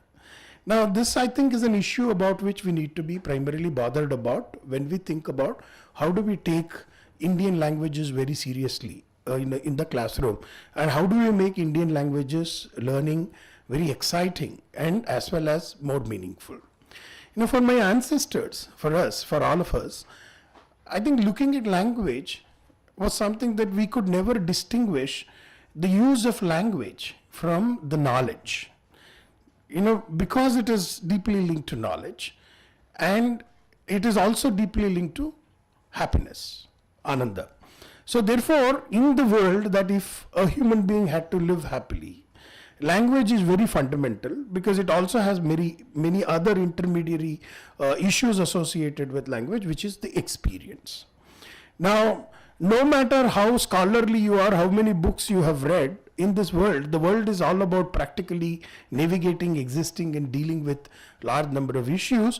Therefore, human beings encounter a large number of instances that occur in the world, and how do we transform these occurrences into experiences is a challenge that has to be dealt through language. Then only it will become language. Every occurrence that we do, every time you walk on the road, there will be bus passing, it will not be part of your experience. There are certain things which will get transformed into experience. And I think Indians had very deeply reflected about it, and they were developing ways of engaging with language in such a way that all encounters, need not be bothered about, but certain encounters had to be thought about, and they have to be transformed into experiences in such a way that they could be transmitted over generation to generation. In that sense, we have a shared vocabulary, shared way of experiencing the world. Don't think that I'm making too many abstract claims. I will come back and take certain examples. Now, it's very important, because language learning was not simply for the sake of grammar, though it was extremely important. We were very sharp in looking at how exactly language is being used, but the way it was taught to us was not necessarily in the way that we teach and learn in our schools and universities today. It was radically different. And I will begin with a very interesting experience that I had, and my son cherishes it, who is studying 11th now. Now, in our childhood, it is very common. Our village was considered to be a kugrama. So it was not really well connected with all the developments that was happening in the world. Reaching a village required, a lot of walking. So the people had their own way. Quite contained people. They didn't have money, but they were very happy, people. In that village, there is something. If you take the modern description, it's a very stagnant village, right? But there are terrific set of activities that used to happen in the village every time. You're full of a structured life. Now, in that structured life, every time after Navaratri, in our village, drama practice used to begin. And the drama was always done by the people who were in the village. So there was no outsider who would perform the drama, and this drama was performed in the month of March, April. And there will be always a teacher who will come and teach this drama. And what these dramas are, this will be Raja Harishchandra, so Raja Satyavrata Mahatme, Devi Mahatme, Vali Vadha. I mean, one of these kind of Mahabharata, Ramayana, Itihasa Purana becomes the source. In 6 months, every villager, from every jati, we had around 10 jati in our village, everybody will come and, participate in the drama. So this practice runs for, about 6 months. Now, what does this drama practice consist of? Drama practice consists of, whole range of songs and the dialogues that are part of the Itihasa Purana written in Kannada. So you have all kinds of metrical forms to be sung. So you have Moolamanda Kranta, to Khyata Karnataka, to Mallika Male, Vasanta Tilaka, Kandapadya, Shatpadi, all kind of songs. Without knowing what they are, we were able to recite. Now, one thing, there will be always about 30-40 people who are learning this drama, but then whole village will come, because this practice happened in front of the temple in the village. All of us will be there 6 o'clock. That is our primary activity, to go and sit there. So invariably, by the time the drama is completed, the whole village will reenact the whole drama. So what was the scene? After the drama gets over, you simply walk around the village and you see there will be some children playing some goli, something like that they will be playing. And the way that they build conversation, for example, somebody is cheating somebody in a game, say, don't behave like Shakuni. Don't behave like that. I mean, see, they exactly know. For example, sometimes you use Shakuni to say that, this is deceitful behavior. Sometimes you actually use Shakuni to say how strategic you are. So you have this auchitya that is being taught to you through this enactment of the play that was happening. Now, what did we really learn in this process? Now, one very interesting thing, in one cycle, this is a routine practice even now in our village. This happens regularly.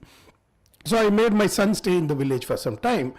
And every evening, for him, the attractive site, because my house is next to the temple, the 6 o'clock he will land in there. Till 11 he will be sitting there. And in a span of time, he picked up. And interestingly, his ability to grasp Pampa Bharata, Jaimini Bharata, Kumarvyas Bharata, hear them and appreciate the old Kannada is tremendously, disproportionately enhanced because of this experience that he was part of. He will simply be there in part of whole thing that was happening, and he knows whole range of stories, whole range of characters, what to do, what not to do, the whole notion of auchitya, when to conduct what, when to behave what, is something it was brought in. And mind you, along with that, proper grammar has come. Nobody taught him the kind of grammar that is being taught in the class is something that is so horrible that you will actually get frustrated to learn that grammar. But he has picked up the structures of the grammar as such. Now after that I can talk to him about Sandhi, Samasa, Vibhakti, Pratyaya. Now I will be able to take one example, Devalaya. He is familiar. So then I can actually do a Sandhi Prakriya and show him, how does this comes into being. Now he will be in a position to appreciate and reflect about it and far more deeply. Now, one of the most common thing that happened to us in our village was, for example, our part of the village was known to learn a lot of Samasya Prakriya which was there. It was very common in our villages across the jatis. So we had a very famous set of Samasyas called Kanti Hampara Samasya in Kannada. So these are the two poets apparently in 11th, 12th century in the Hoysala court. They were sitting and creating whole range of Samasya Bandha in the language. Now all kinds of problems are thrown and you keep composing, metrical forms just to learn and fascinatingly compose this. As a consequence, when I came to college, when I started learning Kannada as a major subject, I had fortunately very good teachers who were very fascinated. They pushed me to say, how do I compose some poetry in the metrical forms? So you pick up the random metrical form And you in the conversation you get to know which is the toughest, which is the easiest, and you keep trying to build kind of composition which might look very laughable today, but nonetheless it is important that you engage in this activity of composing. So you have the notion of raga, there is gaya. So what happens is this, your entire activity, the day that you spend, there is one corner in the background. Language has been a constant preoccupying issue that you say, to use modern day fancy jargon, dhyanastha. So you more or less, you are already in that state that you are always bothered about creating a samasya. You're always bothered about it. But what kind of a thing it was? It was not simply about making some kind of a poetic composition. It is not simply about learning, few verses, few sentences. It is not about demonstrable sentences, but these are transmission of an entire culture which was part of it. So Manaprasada, sir was referring to. And if you want to come, you need to engage through language with our past and the kind of experience that existed, which actually gives you a sense of happiness. And if you read the Shastra, you will get to hear a detailed deliberation about Ananda. Now, I may not have experienced what Ananda is, but a prototype is something that you would experience. You would want to cherish the moments of happiness, and eventually you wanted to generate a striving for moksha, because moksha is the ultimate happiness that you would end up getting in. So if you want to think about orienting people who are very committed to think about human happiness in a far more seriously, the way Indian traditions formulate it is in a far more complicated way than simple language learning processes that exist in the European languages. Linguistically, I can definitely, with great confidence, I can make this claim. This is not some kind of a sweeping claim, in defense of India, but this is something, the harsh reality, because Indians never saw language was never meant for the sake of language. Language always, not just about the communication, it is about the way in which you learn to live in this world. And Indians are the first group of people probably who recognize that in the absence of language as human communities, it is impossible to actually organize our existence in an appropriate manner. What is an appropriate way of being in this world? To make it fancy, ontologically, the human condition had to be reflected through language. It has to be talked through language. It has to be lived through language. Therefore, language is at the heart of every enterprise that we do. So, in our family, in our village, for example, when we are making conversation, what kind of word should be used at what stage? We had very brutal way of teaching us in the childhood. If I use wrong shabda, in a vakya, somebody will come and just slap me. It doesn't matter who am I, because it is important to learn how do I address someone who is elder to me, who is equivalent to me, who is younger than me, who is Gnana Vruddha, Vayo Vruddha. There are all kinds of fineness of classifying different kinds of hierarchies, not because they are privileged by the state, because of something that they have earned, something that they have achieved. Through sadhana people have attained, and how do I really engage with that? For that, if you look at, see for example, now one of the very important thing, when we were learning, there were formal learning where we didn't learn much of those, but as a typical Kannada family, in our family we used to have Nityapata, and then we used to have many occasions where you have certain Haridasa Kirtana, etc. will be part of your lived reality. You are part of it. Now in that we picked up both language as well as the way that we live in this world.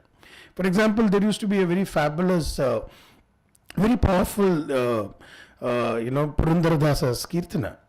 ಕುಟಿಲವ ಬಿಡದಿಹ ಕುಜನರು ಮಂತ್ರವ ಪಠನೆಯ ಮಾಡಿದೊಡೇನು ಫಲ, ಸೆಟೆಯನ್ನಾಡುತ್ತ ಮನುಜರು ಮನದಲ್ಲಿ ಮಂತ್ರವ ಪಠನೆಯ ಮಾಡಿದೊಡೇನು ಫಲ. Now, if you are not giving up kutila, what is the point of doing the mantra japa all the time? And if you are not giving up lies and falsehood, what is the point of? So this is both the means of teaching language as well as the way that I should organize my life. Now it becomes so natural part of the learning. So one of the most important things that I wanted to draw your attention towards is that when Indian languages had to be taught in the classroom, one of the most fascinating thing about Indian language is that they can only be taught through whole range of activities which are part of the experience. Now, second, the way that Indian languages preoccupied us in our tradition, I see from my grandfather days till my period, language has, for some reason, really have taken a huge amount of time, which also has manifested in terms of the kind of knowledge that we have produced, the kind of human beings that we have become in the world. So there is a saying, there are a lot of sayings in Kannada, in our Vachana tradition, that you understand a human being by looking at his speech. That's why there are two interesting kinds of a statement. One great guru, Basavanna, would say, Nudi Jyotirlinga, the speech is Jyotirlinga. Another guru would say, Matu Sutaka. Nudi Jyotirlinga. Nudi is Matu, the sentence. So Nudi Jyotirlinga, the other one would say Matu Sutaka. The speech can become Sutaka. So there are conditions under which when the speech can become, counterproductive, and how do you think about speech has been part of a very deeper reflection of Adhyatma in our tradition. So in that sense, how do human beings exist in the world had to be a very practical question. This is not some kind of a theoretical reflection. We might write, treatise about the nature of the moral behavior of the humankind. We can even sell it 1 million copies. But just because you have treatise doesn't mean that human beings conduct themselves in an appropriate manner. Or the absence of certain moral treatise doesn't guarantee that these people are immoral people. So more or less, when it comes to the question of how do we exist, fundamentally is a practical knowledge, and language historically, for all good reasons, have been one of the most important source of reflecting about our existence. Therefore, whenever we look at Indian classrooms, when we were trying to teach language, now if we are teaching them in the absence of activity, we have actually moved away from the fundamentals of language learning. Because our language, why did our language become so rich, Srimanta? Why did it become so? Because it is in use in multiple reasons, because there is this language experience and knowledge coming together as a complex, coherent whole in transforming human lives continuously, because all of them pull together, what happens? You will become a happy person. And more deeply you are vested in either experience or language or knowledge, in whatever, but they are all interlinked. They mean the same. Once you get into this triangle, more deeper you are in, more deeply you are happy. So some people would go to the point of Atyantika Ananda, but some people, but nonetheless language is so central in doing this activity. Therefore language has to be conceptualized in terms of activity only, because it is about practical way of doing thing. Bahurvi Samasa, Karmadhare Samasa is not some theoretical entity that you actually use that word and say do the Samasa Prakriya and then see. So then only then how to do Vigraha Vakya. Is something that you have to do, practice and get it. While doing, most of our Samasa, Sandhi, Vibhakti, Pratyaya, whatever you are going to teach, they are so fundamentally, the moment you start doing Vigraha Vakya, you will start learning and reflecting about so deeply. And if this activity cannot be done in a much more, lucid way in which you draw it from the experiences of the people, I think we have failed as generations of teachers who have taught language, right? And if you want to resurrect that back, we need to think about it. Second concern, everybody who talks about and saying, the sir was also pointing out that there is so much of the gaming fundamentally has a goal of holding on to your, attention. This many X number of hours that you have to hold their attention. Now, this is what you are trying to do, but one of the crises of the gaming industry is, after a point in time, there is an optimal point. After that, you can't hold on to the attention of the people. So you have to keep producing new kind of games to ensure that consistently these X hours of time, this mobile spends on the game, right? But there is something that Indians have done in terms of, I already gave you the examples of how people thought about Samasya, for example, as one example. There are any number of other ways in which Chitrakavya, for instance, you take, there are any number of examples if you take them, they actually hold on attention of the people terrifically. But they don't have the ramification the way gaming would do on a person. See, this is the fundamental difference. Now, both of them have a consequence of actually taking your attention towards language very deeply, number of hours. Because I can tell you out of my experience, no game has ever been able to attract me the way the Samasya, Banda has actually caught my attention. I mean, I was a science student. Always there used to be complaint from my parents because I am more bothered about poetry than, the specifically old poetry than the, mathematics, physics, because, the future of their child is in front of them. But nonetheless, this attention that was drawn by the language that you play around, create more opportunity to do that, is something so good for the growth, overall potential and growth of a human being. And this is exactly what Indians and only Indians have done it. And I have tried looking at literature and how some of these things are developed, learned, etc. It's almost not possible to find parallels. There are some remotely comparable things that you might find in Greek and Latin, but otherwise there is nothing comparable of this kind of investment in the language ever existed in last 4,000 years of history of the humankind that you can remember. So I think there is something which is very fundamental that I wanted to raise and make you think, all of us. I mean, not just that I am nobody to make you think, but we can sit and think together in such a way that when we want to reconceptualize language teaching by emphasizing on activity or gamification, for instance, that we are interested in doing it, one of the important questions that we should be raising is that how do we look at language? What is the purpose? Why do we look at language seriously? There is a way in which Europe look at language. There is a way in which India has looked at language. And these two are two radically different universes that we are interested in. Now, this universe, which has actually created a way of looking at upliftment of the human consciousness. Now, this is something that we need to be focusing more.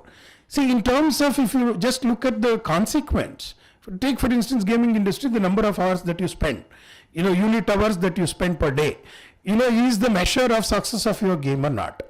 But our ancestors never measured, but they simply drew our attention. They simply blew us out of disproportionately people were bothered about engagement with the languages, the kind of poetic compositions that has come.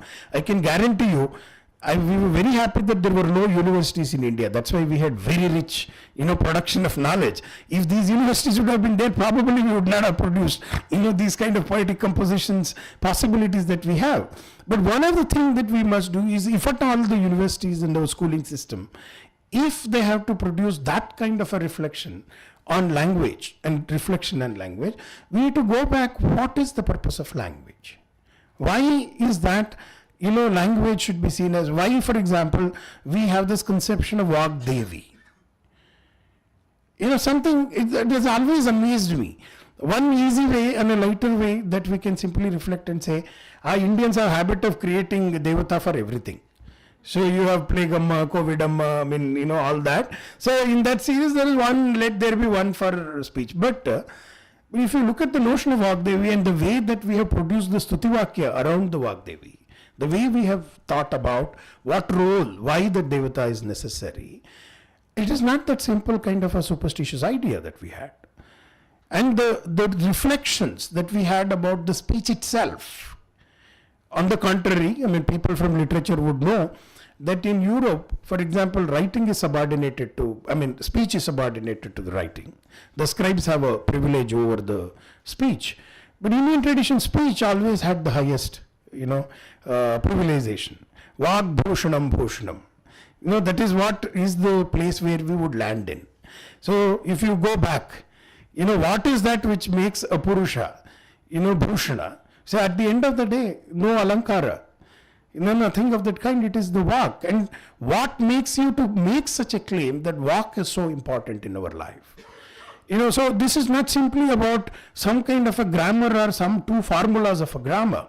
This is not about simply teaching what is a pidgin, what is a creole. Is not that kind of a simplified version of looking at the world, but rather language is the key to be happy. Language is the key to understand the world. In that sense, more and more deeper the investment you have in language as a user, then you are more and more deeper as a human being. So you acquire all that character, whether it is Vinaya, Auchitya, you name it, you have everything. Even for example, think about something like Vismaya. If, Vismaya can only happen through language. So you can create the conditions under which, you become Vismita. So all that is possible. So the language, enormous possibility, because language cannot be separated from knowledge and experience. This triangle constitute fundamental way in which the human being himself has been reconceptualized or thought in Indian tradition.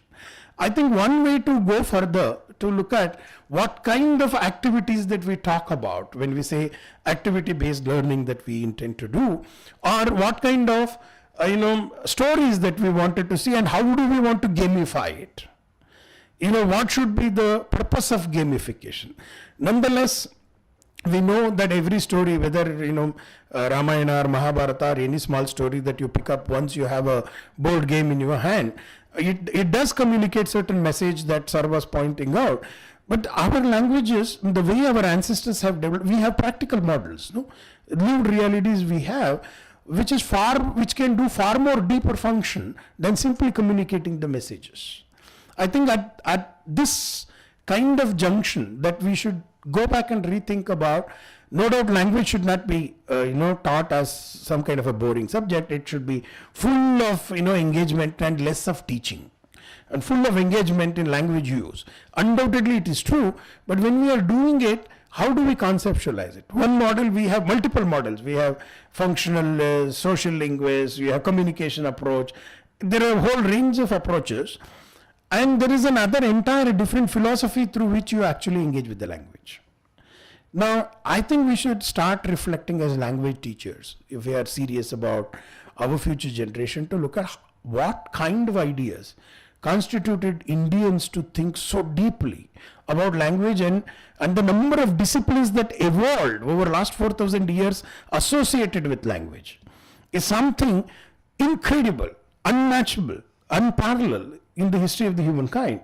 And this is not some kind of bunch of idiots sitting, they had no other job and they thought about language. No. They were very clear about how to look at a happy, prosperous world for which they built this. I think we should remember the most fundamental ideas of why language is necessary for a human being and what it could do to a human being. Once we start reflecting on that, it is probably much, much easier to draw kind of activities that are necessary, kind of gamification that is interesting, to occupy the time. Because what kind of time span that a person spends on game would be good or bad for him also had to be decided by this philosophy that we have about the language. So it might have sounded a little abstract in whatever I wanted to say. These are broadly the ideas that I wanted to share with you. With these remarks, I will stop here. Thank you very much. Yeah.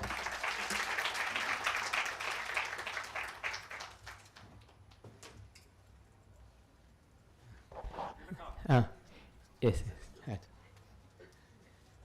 इत्यर्थं समयः अस्ति अतः अस्ति आमाम्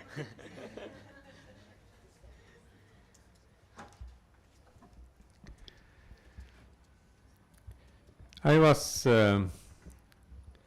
repeatedly reminded of this famous saying of Dandin when my friend Chaitra was talking here. Dandin says, idam andham tamah kritsnam jayeta bhuvanatrayam yadi shabdahvayam jyotihi asamsaram nadipyate. So he says, just imagine that we do not have a medium for communication. Then he says the entire world is doomed. It is just going to be andham, okay, like a black hole. So idam andham tamah kritsnam jayeta bhuvanatrayam yadi, if at all, shabdahvayam jyotihi, if this were not to light the world, achandrarkam nadipyate. The other thing that I wanted to say during my keynote talk was, I had actually prepared something. Okay. But then what I came here and then gave was totally different. So completely extempore, not a single element of it came here. See, when we are trying to see the beauty of Sanskrit language, and of course other languages too, we have plenty of language, each has its own beauty.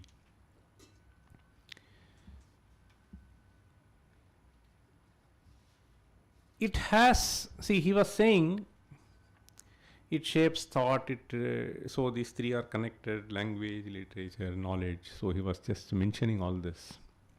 And our experiences. Experiences are basically shared with others. It is to share the experience with others. Some things can be understood by looking at face, but what happened in the past, suppose we want to see in front of us, it is only this which can do. And there are a variety of purposes which are served by that. So all that was brilliantly brought out during his talk. At the beginning of the session, so my friend Tilak was quoting something from a beautiful piece of literature. I would just say that if at all one is born and one is to enjoy a piece of literature, one has to read Shukanasopadesha. Otherwise, it is a great loss, I can tell you. Amazingly crafted piece of literature, extremely pleasing, very, very powerful in conveying important messages in life. Sharanya, you leave your gaming, start learning Sanskrit first. Okay? So after that you can blend better. Okay?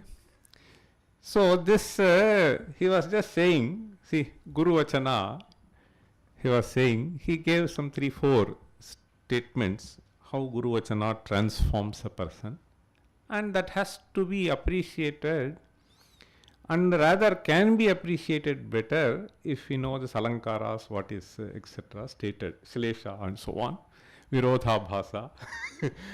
So several things have been brilliantly incorporated. Absolutely marvelous literature, I must tell you. Anupajata palitadi vairupyam ajaram vruddhatvam is one thing which he said. So this palita means hair has turned grey. Now it is very difficult. Everybody puts something. Okay, kiska umar bad gaya, kiska nahi bad gaya. And the young fellows also put some other color.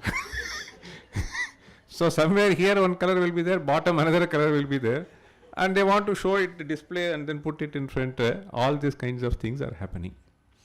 So it is given to us, उसको क्या उसमें समय व्यर्थ करने की, बर्बाद करने की कोशिश में सब लगे हुए हैं. Right? Just because you put your head this way or put your head, you are going to become beautiful. कुछ नहीं है. This is all just problem. दिमाग खराब हो गया. That is all. See, I am not joking. So this, once I was there, here also it has started. Recently I saw, but I remember somewhere, I think in London only, I was standing in bus stand for a bus. A couple of people went there, the other side. So this poor boy has to take photograph of her. So she was just standing here, and then bending this head, bending her. 20 minutes, I'm not joking. 20 minutes this fellow was taking photographs. क्या है इसमें?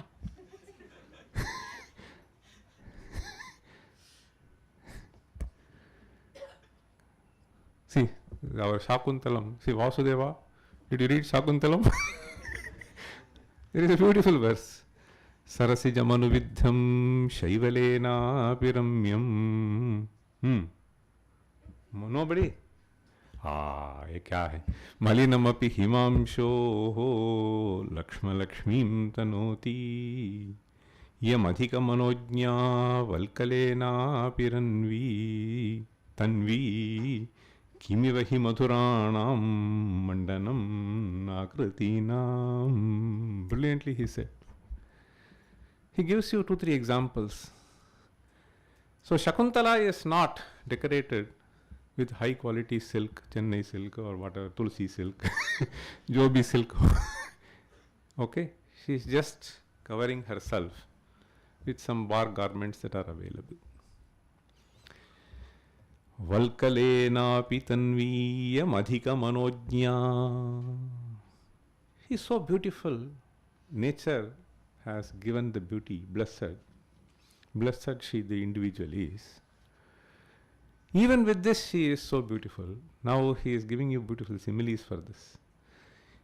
See, he says, Sarasijamanu vidham shaivalena piramyam. You look at a pond, natural pond. Even though algae may be there, that adds to the beauty when lotuses are blooming in the green color, etc. The algae may not be something which is preferred by you, but then that adds to the beauty. Sarasijamanu vidham shaivalena viramyam malinamapi himam shoho lakshma. The marks in the moon, see, that is why we call Shashanka. You know what is Shashanka? What is Shashanka? Shasha means hair. Yani, H-A-R-E. See, Shashanka means the one which has the mark as hair. See, if you see the moon on a full moon day, you will see the dark spots in that look like a hair. That is why the Shashanka comes. So, Malinamapi Himamshoho. Himamshu also means moon. Shashanka is moon, Himamshu is moon. So, you find several words to describe the same thing. Each one has its own beauty and flavor. Okay, that is how we have this. That is how the language is. So, naming is done extremely meaningful way. So, and it produces a lot of creativity. He says Himamshu. What is Himamshu? The one which possesses cool rays. Amshu means Amshavaha, means rays. So, Surya is called Chandamshu. So, Chandra is called Himamshu. Okay. Mali namapi himamshoho lakshma. Though the craters in the moon may look dark, but it only adds beauty. You have a beautiful design to see there. Okay. Similarly, Shakuntala, whatever garment she wears, it only adds to her beauty. This is how he wants to convey. I wanted to basically tell, not see, I am just trying to make you think. So, do we invest time in things which are not worth investing, or do we invest time in things which are worth investing? This is all we need to make a distinction. Nowadays, I ruthlessly send my students out of the class if they use mobile. They bring it to the table, that's all. So this has become such a madness. They can't resist for an hour looking at nonsensical things, useless things.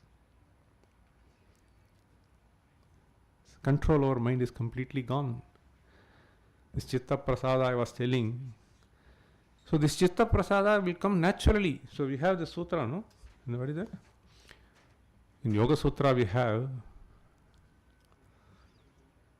Maitri Karuna Mudito Vekshanam Sukha Dukha Punya Punya Vishayanam Bhavanatas Chitta Prasadanam. Not only they talk of Chitta Prasada, what are the means to gain Chitta Prasada? If you just understand the sutra, see, it will be enormously revealing to you. I don't have the time to explain that. But I just wanted to add the Shukanasopadesha. Since he started this session with Shukanasopadesha, I will end with Shukanasopadesha. He said a few things. There is another phrase, which is a very short phrase. Anudvegakaram, Anudvegakaraha, Prajagaraha. two words, that's all. Anudvegakaraha, Prajagaraha. So what does Guru Upadesha do? Prajagaraha means insomnia. You understand? What is insomnia? A problem that you don't get sleep. Okay, this is called prakarshena jagaranam prajagaranam. See, there are 5 reasons which are quoted in Mahabharata why this fellow is becoming a victim of insomnia. 5 things are stated. So this Yudhishthira, not Yudhishthira, so this, who is that? This Dhritarashtra sends for Vidura, and Vidura says, please tell me, these are the 5 factors I know why insomnia catches up people. Okay, everything is so beautiful, Viduraniti, I am just telling you. Okay, let us leave that. Now, Prajagaraha is insomnia. The other meaning of Prajagara is Prakarshena Jagarana. Be very careful, attentive. Okay? So you take the right decisions and not get doomed by other things. So this is also Prajagaraha. Now this normal Prajagara, Anudvegakaraha, he is using. Udvega means, see, in fact, Bhagavad Gita we have Anudvegakaram Vakyam Satyam Priyahitanchayad Swadhyayabhyasananchaiva Vangmayam Tapa Uchyate. So this Udvegakara means it will not keep you in a steady state. You will be troubled mind. I told you, one fellow's face, that is all. Your day is gone. See, some people will make the day, some people will take the day. Okay. So here, this Anudvegakaraha Prajagaraha, he says. This is a Prajagara which will make you Anudvigna. In fact, in Prashnottar Ratnamalika, Adi Shankara Bhagavad Pada asks, okay, this is one of the most important thing is, see, Kohi Bhagavat Priyasyat is the question. Who will be liked by Ishvara? Means he will bless you. This is just a metaphorical way of saying Kohi Bhagavat Priyasyat. Okay? Yonyam nodvejayed anudvignaha. This is the answer. The one who does not perturb others by remaining unperturbed. See, he is Bhagavat Priya. How many of us fulfill that? If we remain unperturbed, we can create a society which is unperturbed around us. If we remain perturbed, then we are gone. So this is all it is. So here he says, Anudvegakaraha Prajagaraha. This is Guru Padesha. But only one sentence. Guru Padesha, he says, Guru Vachana Mamalamapi Salilamiva Mahadupajanayati Shravanasthitam Shulam Abhavyasya. See, this Guru Vachana, so this is something, his beautiful sentence. Guru Vachana Mamalamapi. This Guru Vachana is not heard. For that you have to create a certain mindset from young. So when they become teenagers, you can't do anything. When they are 4, 5, 3, you can do something which will carry on further. This is, if you leave that at that moment, then we are finished. So here he says, Guru Vachanam. Guru Vachanam, it has the potential to transform, as he was describing. But then, if it is directly getting into at some other stage, then that will be repulsive. It will create so much of pain in the ears of the fellow, like the water entering into the ears. But the same Guru Vachana Mamalamapi Salilamiva Mahadupajanayati Shravanasthitam Shulam Abhavyasya. Abhavyasya means Avinitasya. The same thing, Guru Vachanam, see, it will become, see, Karinaiva Shankhabharanam. See, the same Guru Vachanam, if it is really heard with a Vinita attitude, it can transform your whole life. Thank you. Namaste.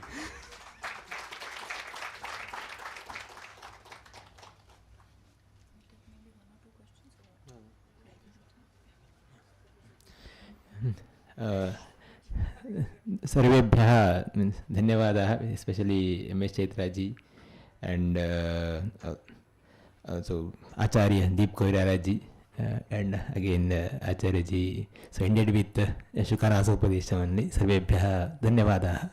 So this session ends now. So I request Shefali Apteji to deliver the vote of thanks. A very good morning, everyone. I would like to take this opportunity to thank our chief guest and our keynote speaker for their invaluable insights and knowledge. And I'm sure the enthusiastic audience will definitely be taking motivation from this. I would also like to thank Dr. Tilak for introducing the guest to us. Thank you.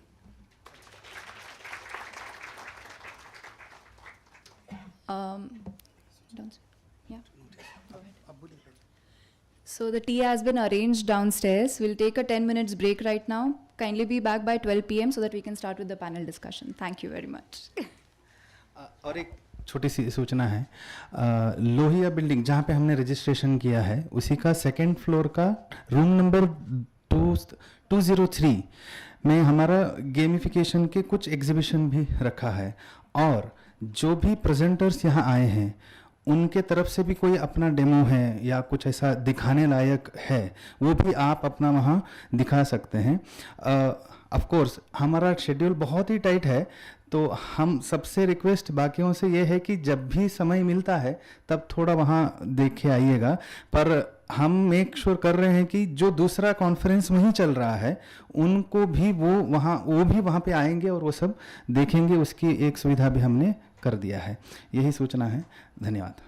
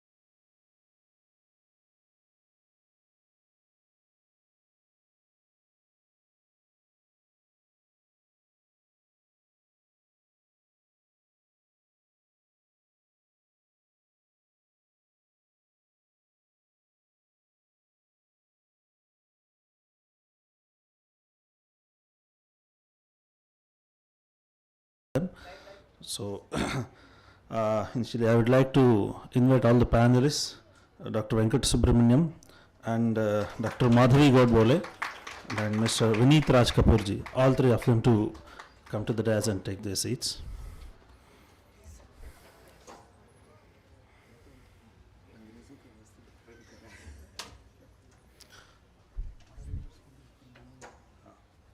So, along with the panelists, we have two moderators who are also accomplished scholars and wonderful people who have worked in their own field, and they're the experts in their own field. I would like to invite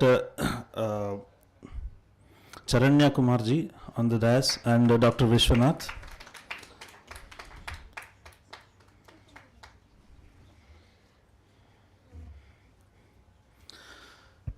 Picking up from the keynote address that we have today from Chaitra-ji, language is not just a mode of communication as such, but it has, in Sanskrit, if you can observe, it has grown to a level of a darshana.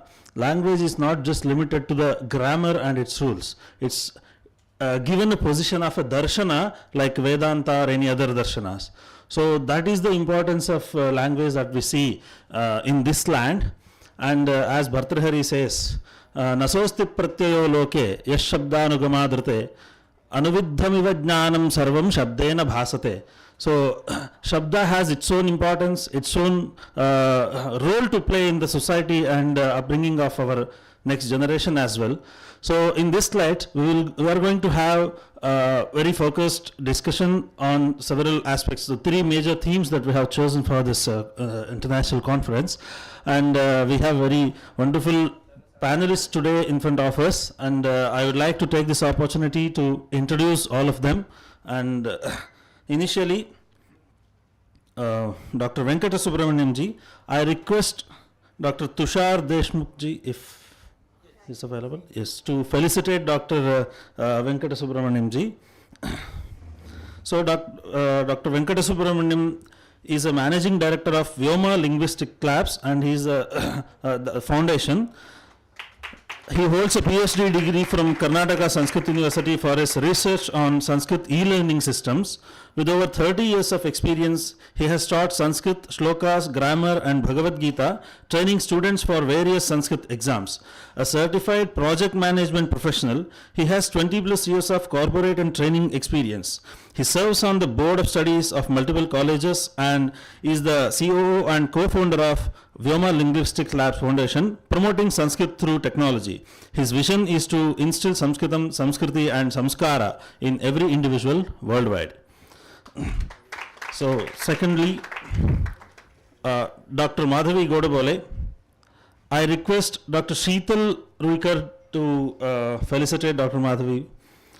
Dr. Madhavi is a principal of School of Vedic Studies, MIT IDT University, Pune.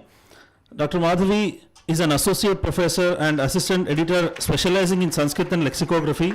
She holds a PhD in Sanskrit focusing on Prachina Upanishads and Vaishnava Upanishads. With over a decade of teaching experience at Deccan College and other institutions, she has contributed extensively to Sanskrit research, manuscript studies and ancient Indian sciences. She has presented papers at national and international conferences and authored books on Hindu cultural studies. As a research head, she has developed online resources on Indian knowledge systems and continues to coordinate academic projects on Sanskrit literature and lexicography. Welcome, ma'am. Now I request Dr. Manjushri Kulkarni to felicitate Mr. Vineet Raj Kapoor, who is another panelist among us. Mr. Vineet Raj Kapoorji is founder director of Skill and Chandigarh Design School, Chandigarh.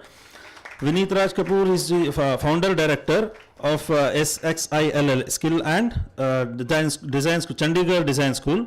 He is also India's official industrial design technology expert for World Skills. Besides, he leads the Indian delegation to ACE Fair Korea every year. He has been voted amongst the top 100 AVGC movers of India at GAFX 2024.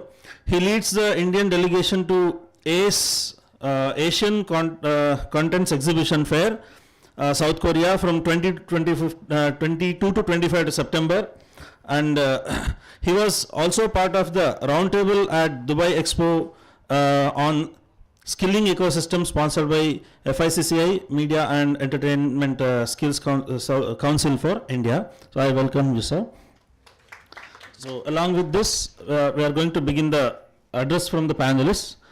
First of all, I request Dr. Subramaniam ji to. Okay, so I request Dr. Subramaniam ji to deliver his address.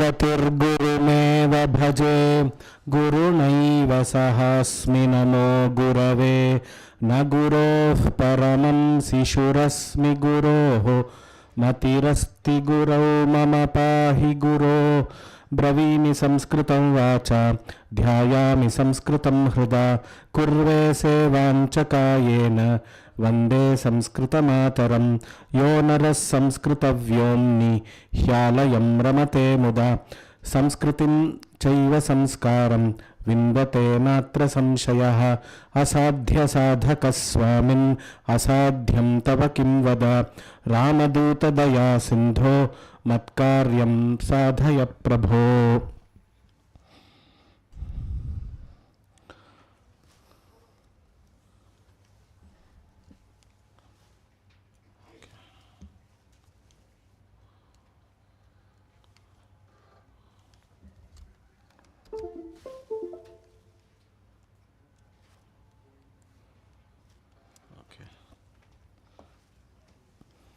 First of all, I would like to thank the organizers for giving me an opportunity to present the thoughts on one of the main themes of this conference.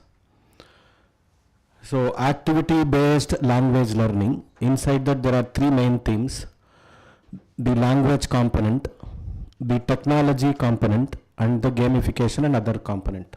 There are three components. As a panel and a person who has worked in this field, I have worked in the middle part where I have taken language, or we as a team in Vyoma have taken language and have worked on it to present it to the world in a innovative and best possible way that the learner needs. So my focus will be purely on technology and Sanskrit. So in the course of working with Vyoma and developing these e-learning tools, what we have done is we have three kinds of offerings, which is publications, the e-learning courses, and our products. So I will be focusing technology in e-learning products. Suppose we as a team, after this conference, we all come together and decide to develop technology-based products which includes gamification and other things. How do we do it? What is the experience? What is the literature survey available? If you all are thinking, Vyoma is that literature survey.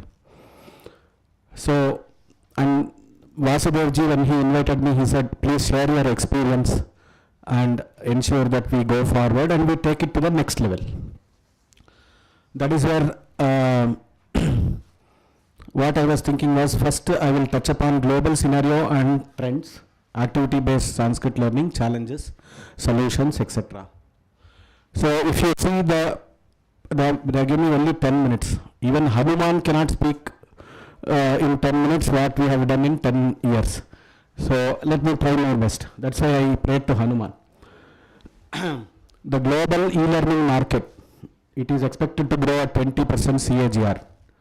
Global market size 350 billion by 2025, and it is expected to hit 848 by 2030. The mobile e-learning sector is anticipated to grow at 25% CAGR.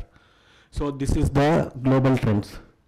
Online e-learning platform users are expected to reach 57 million by 2027. Coursera learners, Coursera, Udemy, new popularity. Vyoma as a platform of teaching Sanskrit. Today we have 89,000 learners in our platform. We have 89,000 learners in our platform, and an annual growth of about 25,000 learners is happening by God's grace. So a lot of popularity is attached to this technology based learning because we all know its advantages, and we know the disadvantages also, which Professor G and other people have already told. We should use technology as a tool to enhance our knowledge and learning. So the AI, the new trend is AI. So the AI in education, in e-learning and education, is expected to be valued at 1.17. Future market projection on AI is also very promising. The use of AI has increased 80% increase. AI powered adaptive learning is being followed everywhere. So classroom AI adoption is also increasing. Educational games with AI increasing. Adaptive learning platforms are coming up. So if you see the Sanskrit education, there is a formal education, there is a non-formal education. Formal education is through the mutts, the NGOs, etc. You have Sringeri Sabha, Bharati Vidya Bhavan, Chittur Sabha, Samskrita Shri in Tamil Nadu. Like this you have various, some Samskrita Bharati, Sanskrit Promotion Foundation. All these people are there for Sanskrit learning. Now this is informal. Formal learning, you all know. Formal universities like DS University, you have a Sanskrit department, etc.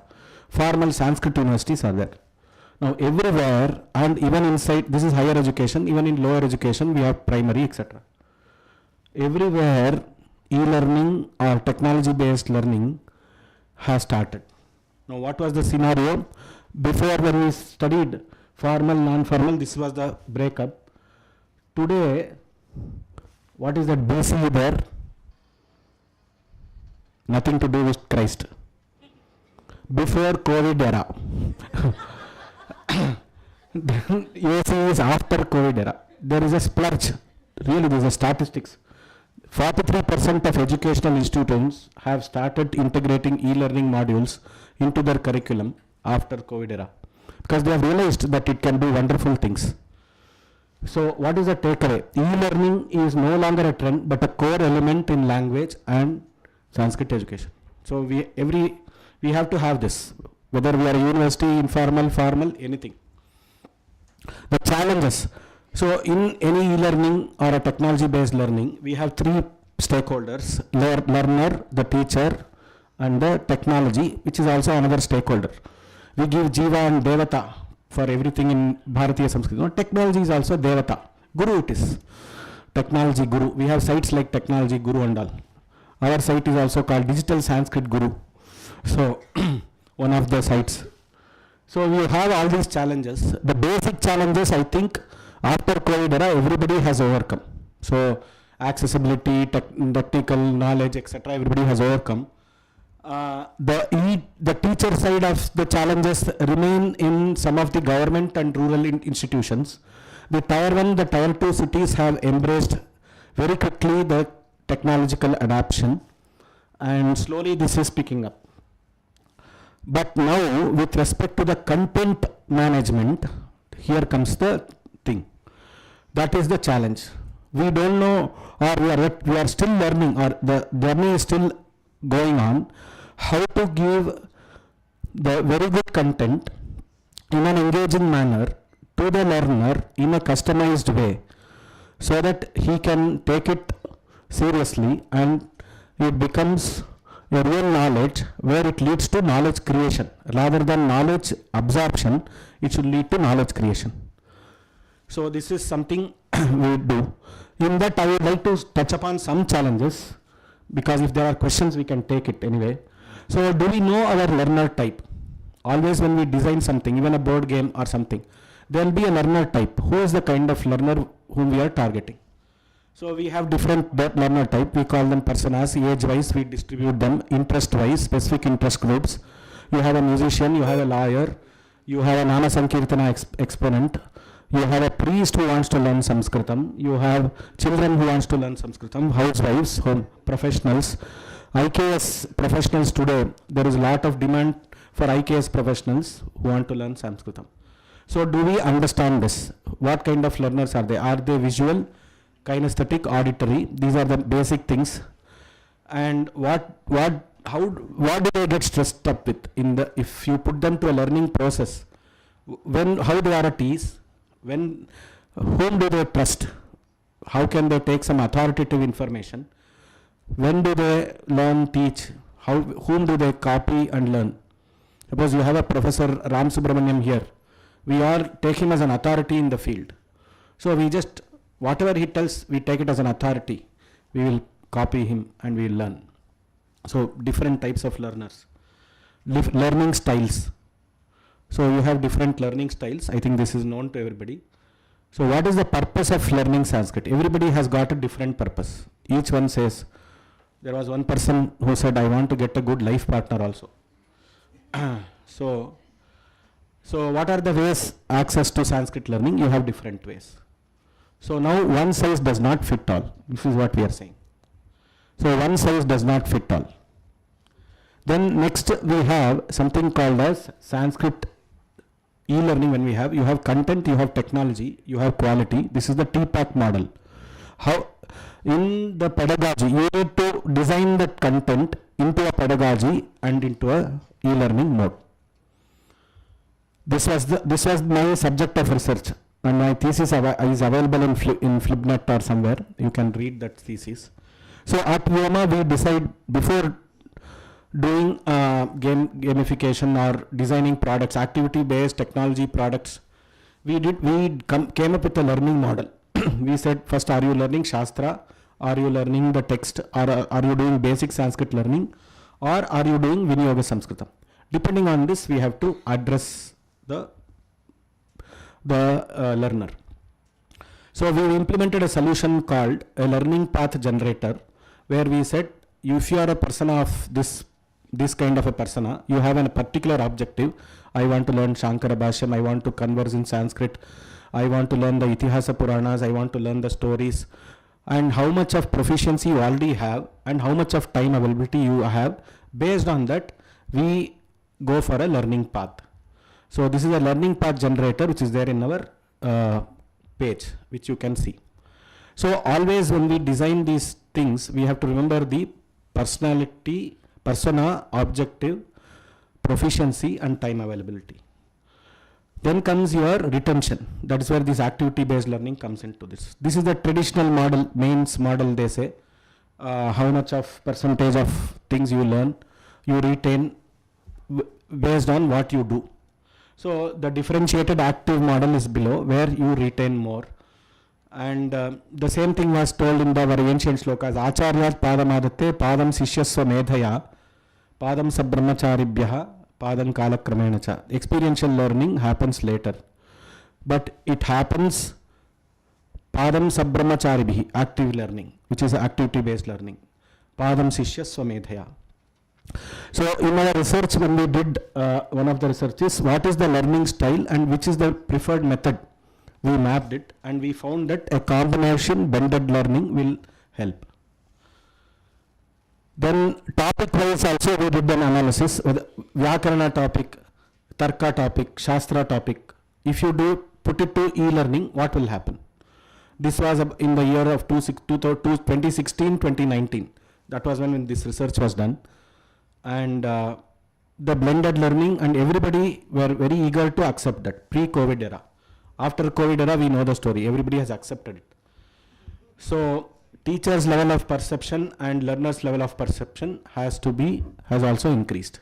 So the learner has to be supported at all stages, and you cannot categorize a learner based on his style. Say, I will do only games. I will put him only in Gurukula education and make him rote learning. So if it is Veda Vidya, it has to be rote learning. If it is Shastra Vidya, it has to be Pankti Patha. If it is other types of learning, it has to be a different style which has to be adapted to the learner. Just 2 minutes, I will close. Depending on the learner and the subject of learning categorization and the interventions for the activity, based on this, the activity based learning can be done. This is our experience over 13 years. For this, there is a model called Fetaji in his research paper. He has given for an asynchronous learning, there are two learnings, asynchronous, synchronous. Synchronous is when learner, Zoom platform is synchronous, where learner live webinars, they are all synchronous learning. Asynchronous is you take a tool, you use the tool and learn. So for asynchronous learning, you have various parameters, which includes, the main thing here is instructional design. So the instructional design and certain examples, Raghunandana will be doing a demo of some of the examples that we have. In that we can see that where the teacher and learner engagement retention challenges are done. For example, this is a fish, this is a fish a game. So this is a Kavarga Abhyasa game. So there's a sound script mapping. You click on that, you will get a sound. You have to put the fish into the bowl. So as you said, this activity is not about creating an activity, but it's a culture. The fish should go to its natural place. You can't take a fish out of its natural habitat. So culture, values, etc. is also embedded into this. And there is a cognitive achievement, etc. which is there. Then these are some Sandhi games that we are seeing. So here you have point system for doing the right answer, etc. MCQ based questions, all this we know. So this is another tool for learning Ashtadhyayi, where you have a repetition, and it's a tool, it's an activity based tool where you will take point A, point B. I have to learn 20 sutras memorized today. I am doing my cooking or I am doing my some other work. I will switch on, keeps on repeating, you will listen, you by heart. So see, all this, when we design tools and when we design this, we have to keep the learner in mind and the purpose and functionality, how we are going to design.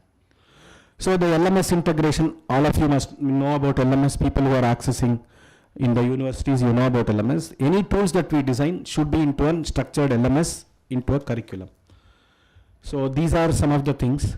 And e-learning tool design is like movie making. You need to have a storyboard.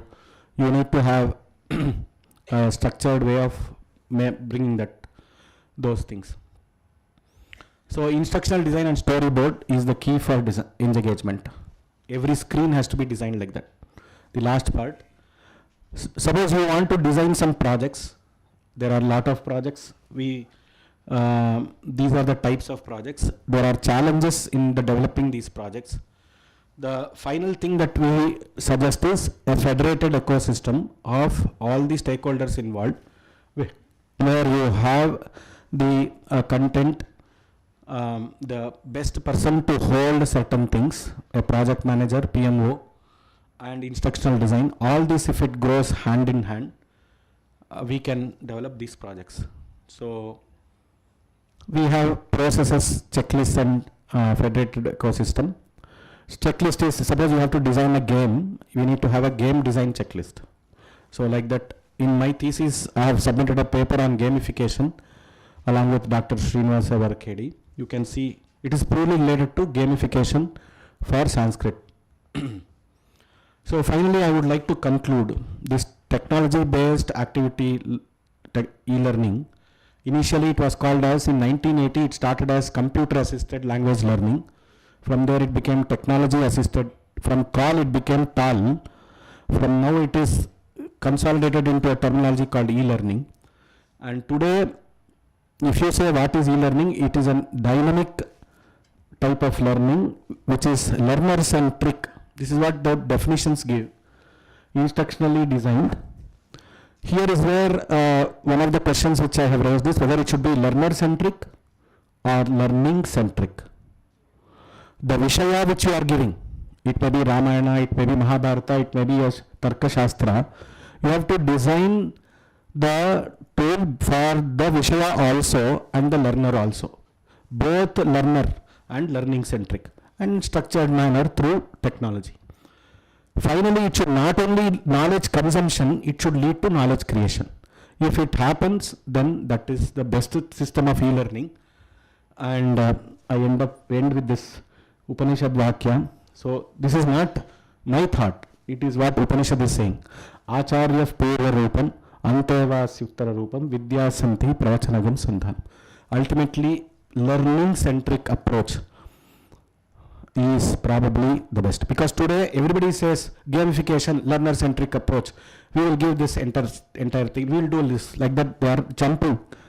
So after having carefully thought, I think we should go with learning centric approach. Other things we'll take in the questions. Thank you.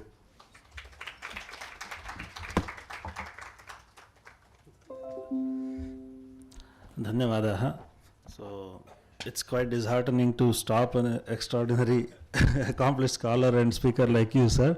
Thank you very much, Venkat sir. Now I request Dr. Madhavi Kodboleji to later. So okay.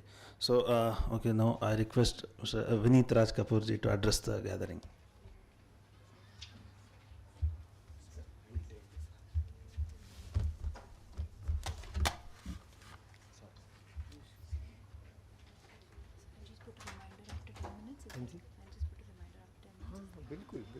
Comfortable.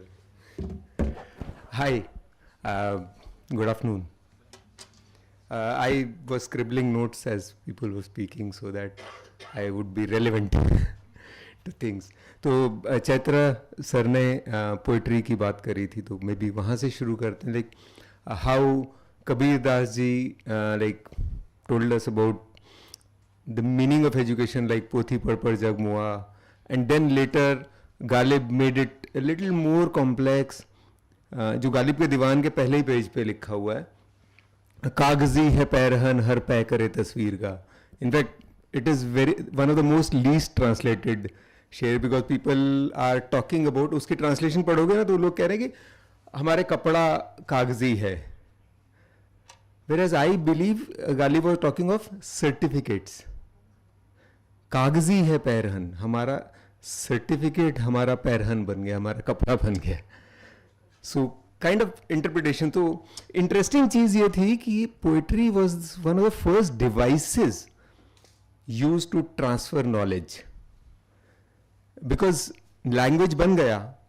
In fact we were lucky that humans were the first one to go deeper into language. Animals भी अपनी language रखते हैं, but humans explored it to be able to define each and every nuance.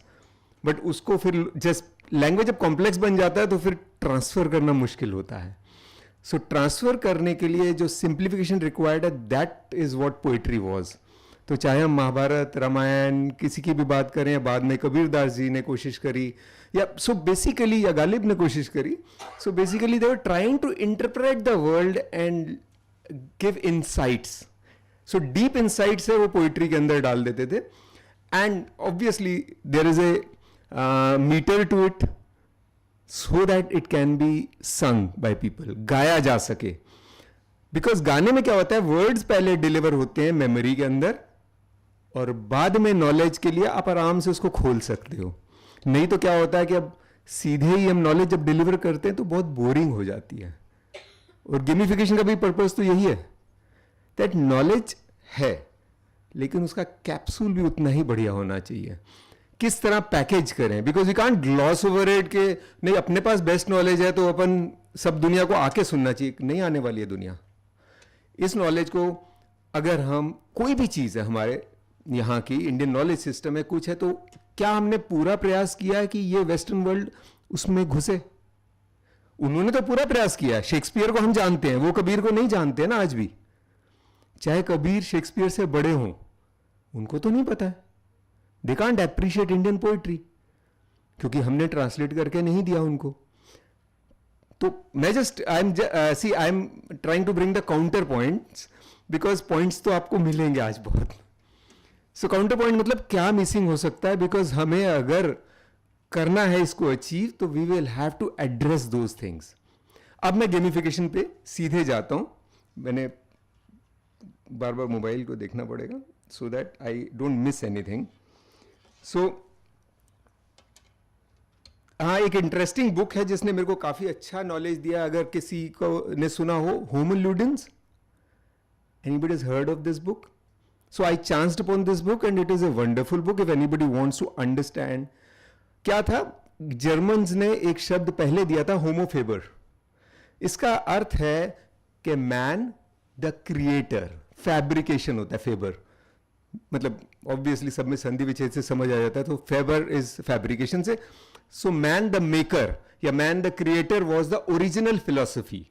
And then homo ludens book है man the player. उसने interpret किया कि आदमी सिर्फ खेलने आया है इस दुनिया में. एंड बुरा नहीं लगा उसका जो वो सारा टेक्स्ट पढ़ा, तो जरूर पढ़िए, बिकॉज अगर हम गेम्स बनाना चाह रहे हैं तो वो टेक्स्ट बड़ा यूजफुल है.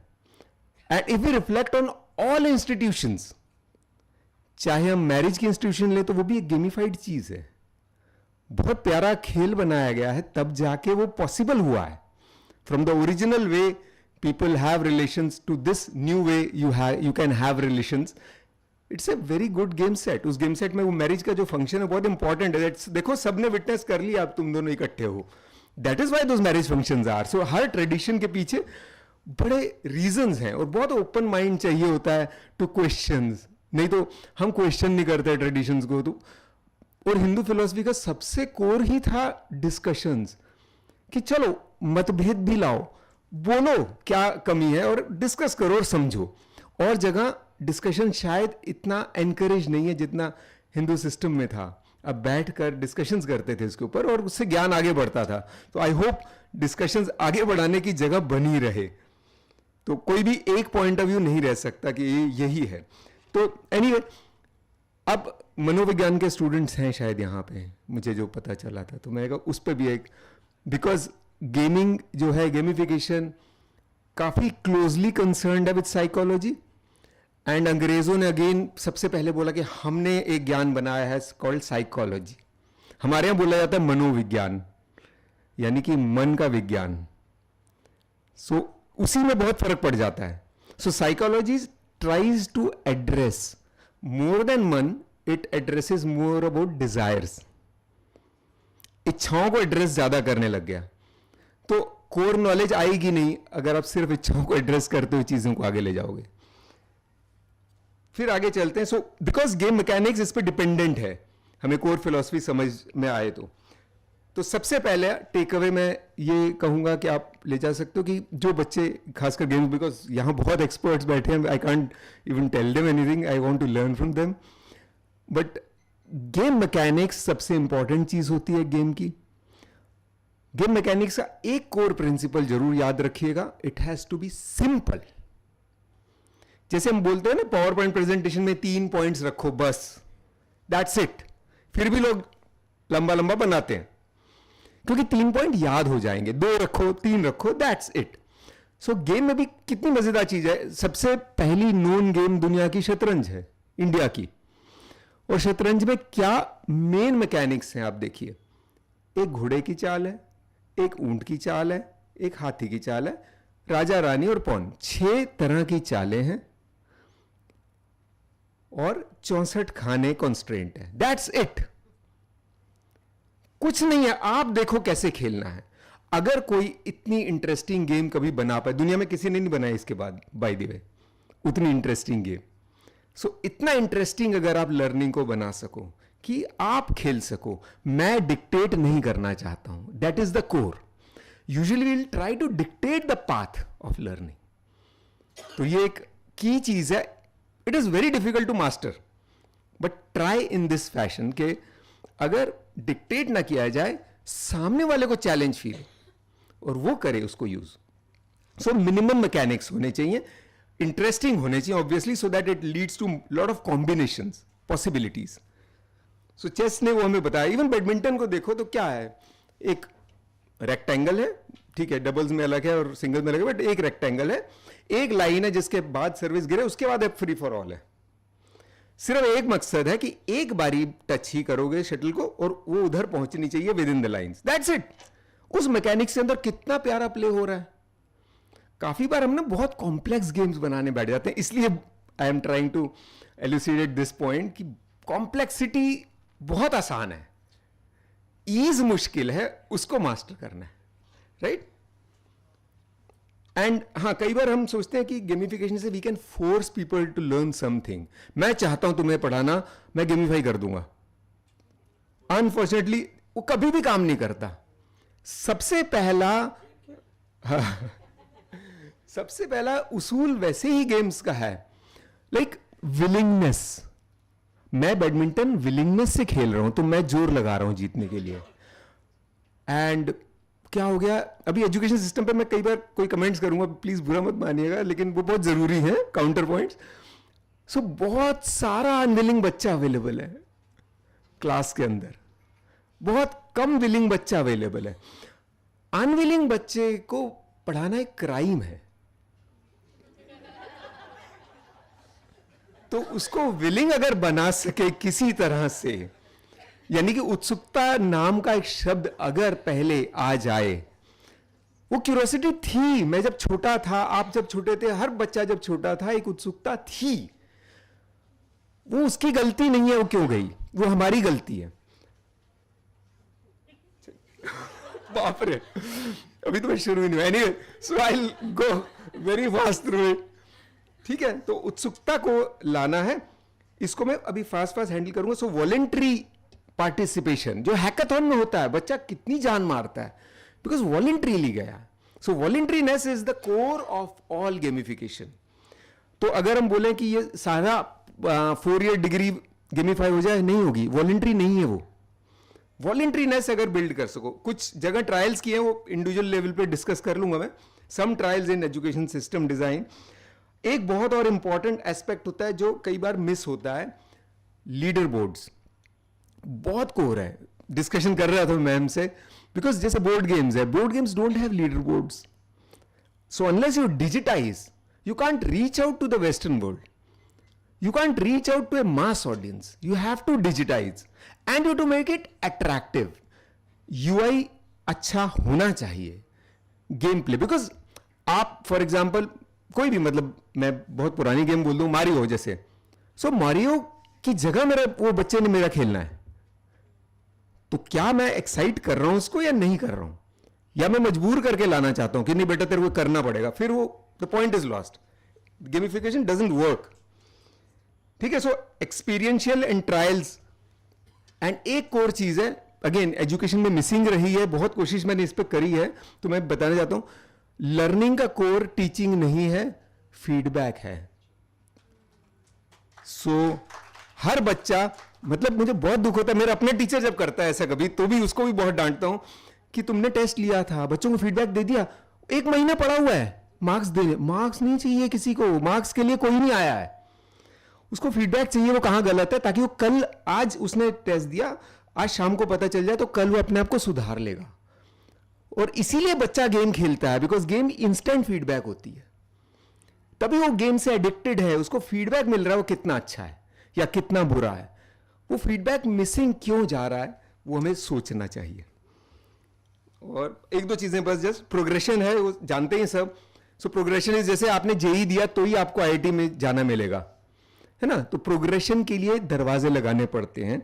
सो people need to earn their right to learn somewhere in the game.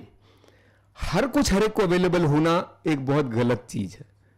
Just एक point, I just will leave some points for thinking. And yes, story एक अच्छी चीज है, हर बार नहीं यूज भी होगा. लाइक फॉर एग्जाम्पल चेस की कोई स्टोरी नहीं होगी, विदाउट स्टोरी लाइन हम खेल रहे हैं, मजा आ रहा है. But narratives do make it easy to digest complex information. So narratives अगर आप बता पाओ तो बहुत आसान हो जाता है डाइजेस्ट करना नॉलेज को. सो नैरेटिव्स इज इंपॉर्टेंट. जैसे हमें पता है ना, एक राजा एक घोड़ा छोड़ देता था, ये जहां जहां जाएगा, ठीक है, तो विच मीन्स इसको किसी ने टच नहीं करना है, तो नहीं करेंगे ना टच. बट राजा ने जब बोला अगर नहीं टच करोगे तो वो जमीन मेरी होगी, अरे बाप रे ऐसे कैसे, तब होता है ना सामने वाला राजा बोला ऐसे नहीं, ये इधर नहीं आएगा, मार देंगे हम, राइट. सो नैरेटिव के साथ कितना चेंज हो जाता है. अदरवाइज तो घोड़ा जा रहा है तो जाए, कहीं से भी जाए. ठीक है, लास्ट ये मतलब जिन चीजों से बहुत ज्यादा एग्री, रिवॉर्ड्स, अवतार, ठीक है, छोटे बच्चों तक के लिए ठीक है. एडल्ट लर्नर्स में ये सब इंटरेस्ट नहीं दिया लगाता, बल्कि उसको लाइक छोटा कर देता है पर्पस को. सो हर चीज डालना जरूरी नहीं जो हमने सीख लिया गेमिफिकेशन में. वी हैव टू चूज कौन से टूल्स हैं. ठीक है, इसके बाद बस मेनली तो मैंने सब डिस्कस कर दिया. तो नॉलेज से हम तो प्यार करते होंगे जो हम देना चाह रहे हैं, but let the players decide. ठीक है, थैंक यू.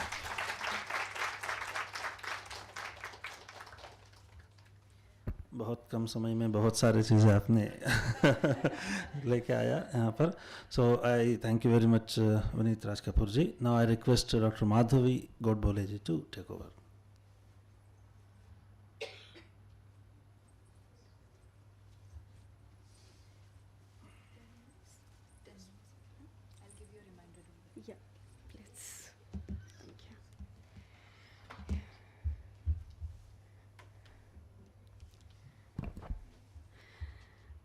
अज्ञानतिमिरान्धस्य ज्ञानाञ्जनशलाकया चक्षुरुन्मीलितं येन तस्मै श्रीगुरवे नमः. So first of all, I apologize that I just changed my order, but I wanted to go back with the Upakrama so that Upasamhara will be in order to Upakrama. So जो भी शुरुआत होती है उसी से अंत करते हैं तो सर्कल कंप्लीट होता है. तो उस उद्देश्य के साथ मैंने अपना लास्ट में रखने के लिए विनती की थी. I want to thank all the organisers that they gave me a chance over here to share my thoughts with all the August gathering over here. So actually we are listening a lot of, I can say, the stalwarts in the field since the morning, and we have learned many things, and I will not repeat the things again. But what I was thinking on the when I go back and see all the flow of our discussion, what I thought that let us think on the meaning of the word Krida, game, and then Uddesha behind the games in the Indian tradition. So it is pretty interesting when we come to Indian tradition, what is the meaning of Krida and what is the Uddesha behind it. So I will use some technical words in Devanagari or in Sanskrit very purposefully, and I hope that you are aware of that, those who are learning under Sagar sir. So I know his habit, so he will also use the same. So when we come to Bharatiya Parampara, basically we need to understand that no single thing is aimless. And secondly, basically we are achieving something, we are obtaining something, gaining something through each and every action. So without aim, na mandopi pravartate. No one can proceed for any action. So with that uddesha, with that focus, basically each and every one is going on. Each and everyone is performing something or other.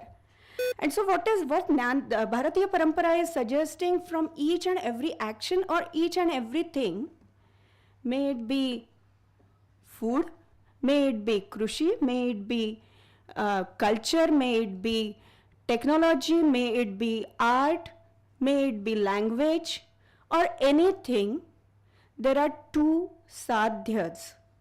One is laukika, one is paralaukika.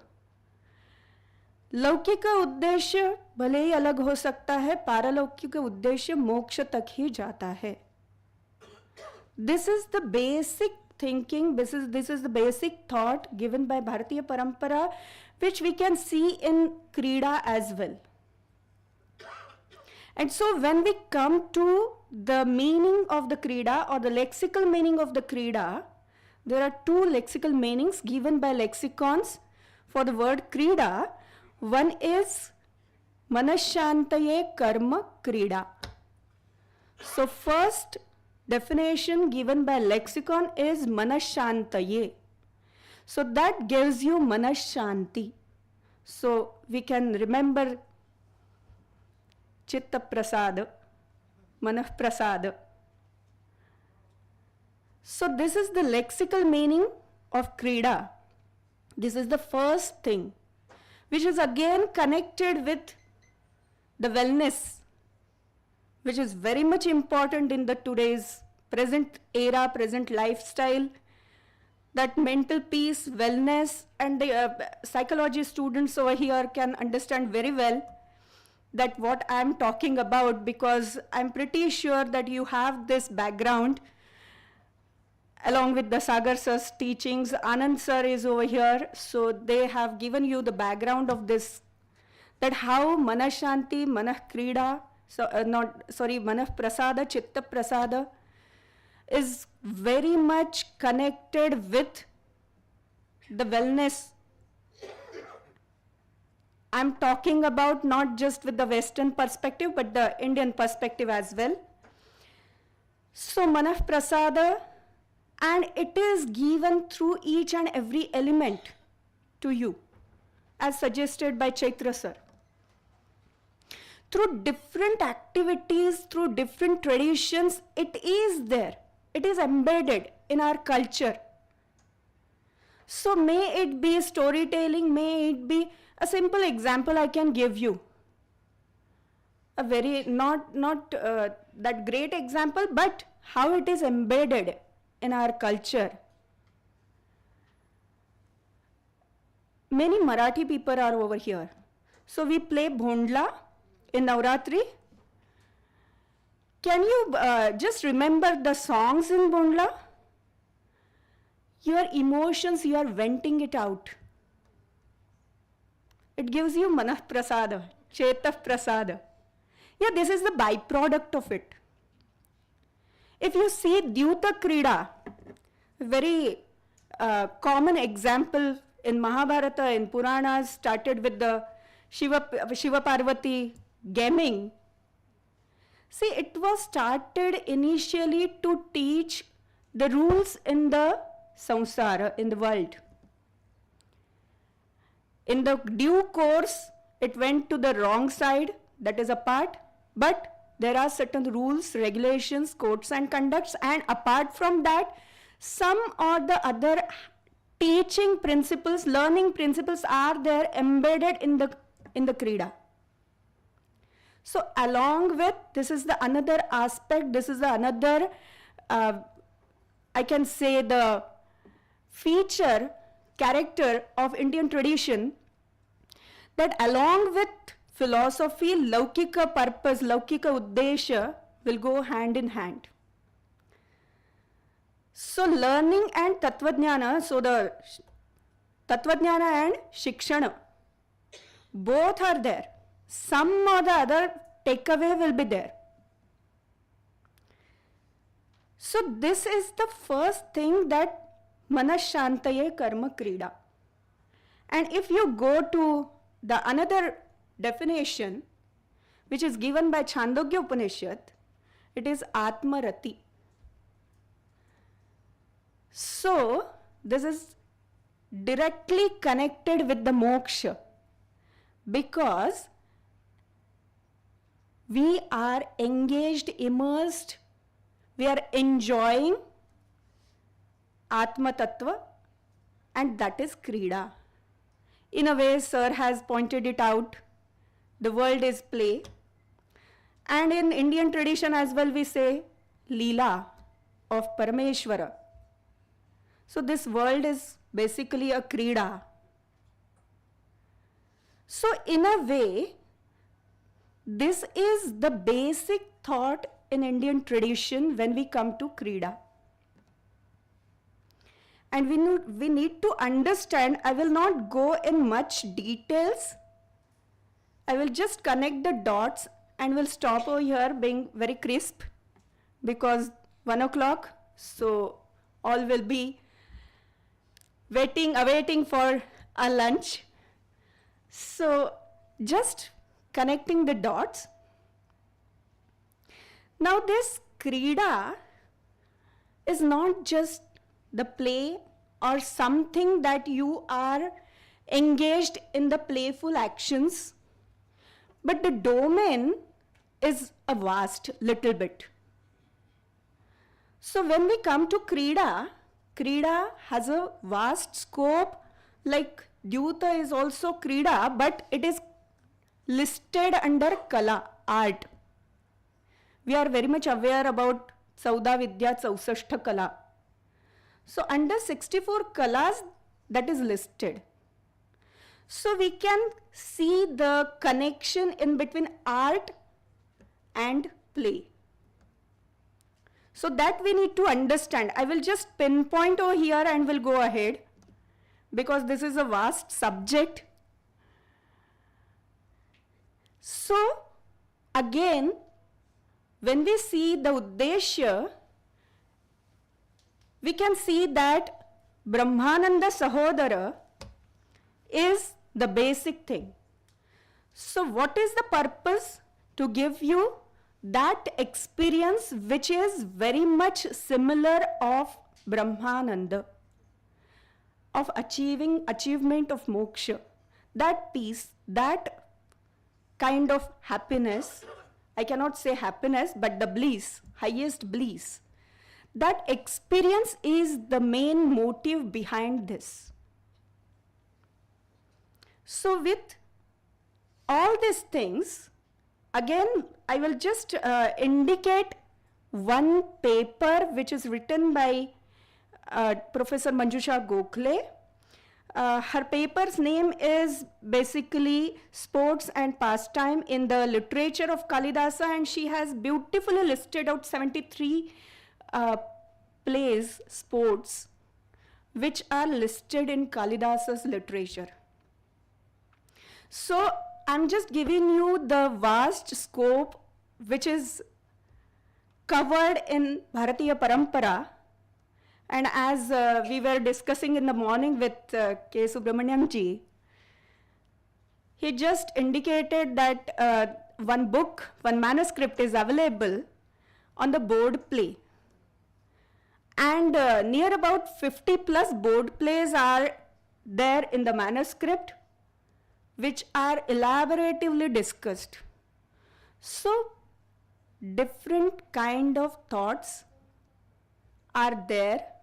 We need to explore, and we need to, obviously, we need to fit them as the need of an hour.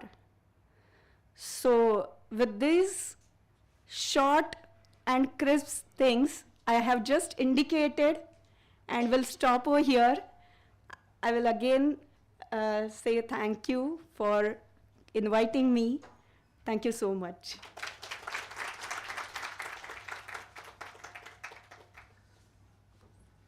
So as most of the speakers were identifying the Madhavi's madam rightly mentioned it in her speech. So it's all about Krida, is all about gaining a peace of mind, Chitta Prasada. Even the Upanishad says. She also connected with the Alaukika or Paramarthika desire of all the people. Right. So etasya vadandasya sarvani bhutani matram upajivanti. Just a glimpse of what we get in the Laukika is just giving a way to explore the Alaukika. So as rightly said, ma'am, thank you very much for the wonderful speech. And I would like to apologize the other two scholars whom I already invited on the dais, but due to the restrictions of time, I request all the audience who are witnessing this speech and please interact with all the dignitaries during the lunch time. So that we can limit and focus the discussions also. So I regret to say that we cannot have my questions now. So I request Dr. Sheetal Rikar ji to propose the vote of thanks. Thank you very much.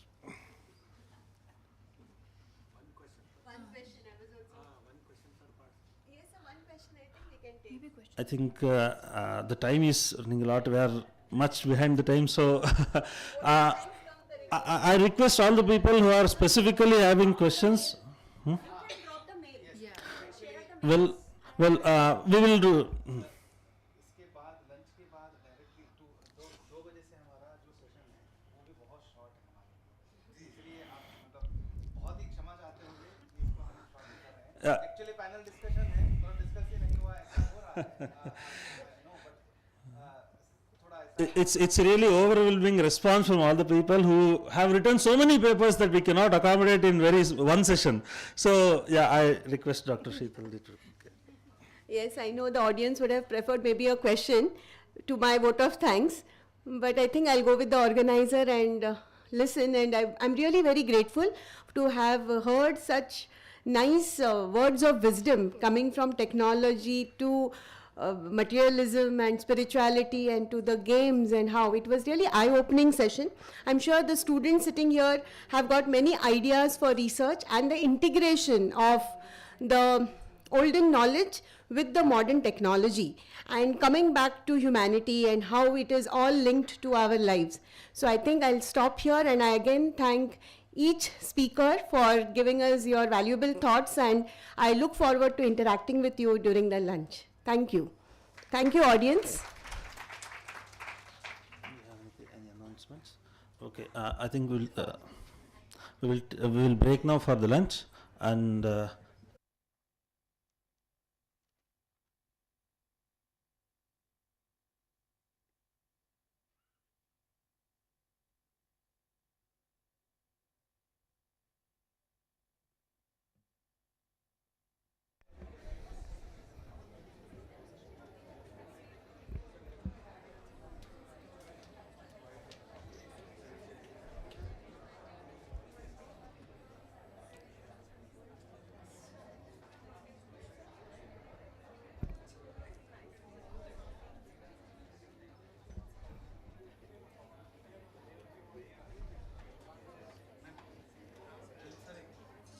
नहीं.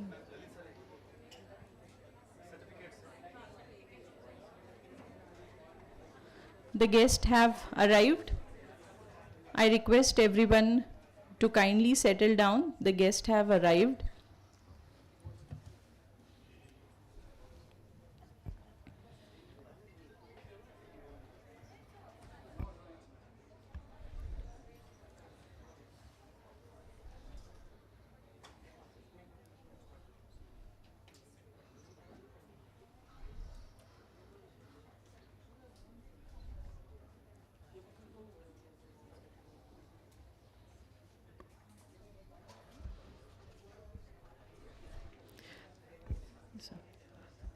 With a huge round of applause, let us welcome our guest, Shri Mohan Savarkar, Honorable Vice Chancellor, Dr. Lalit Kulkarni, Shri Varun Rawal,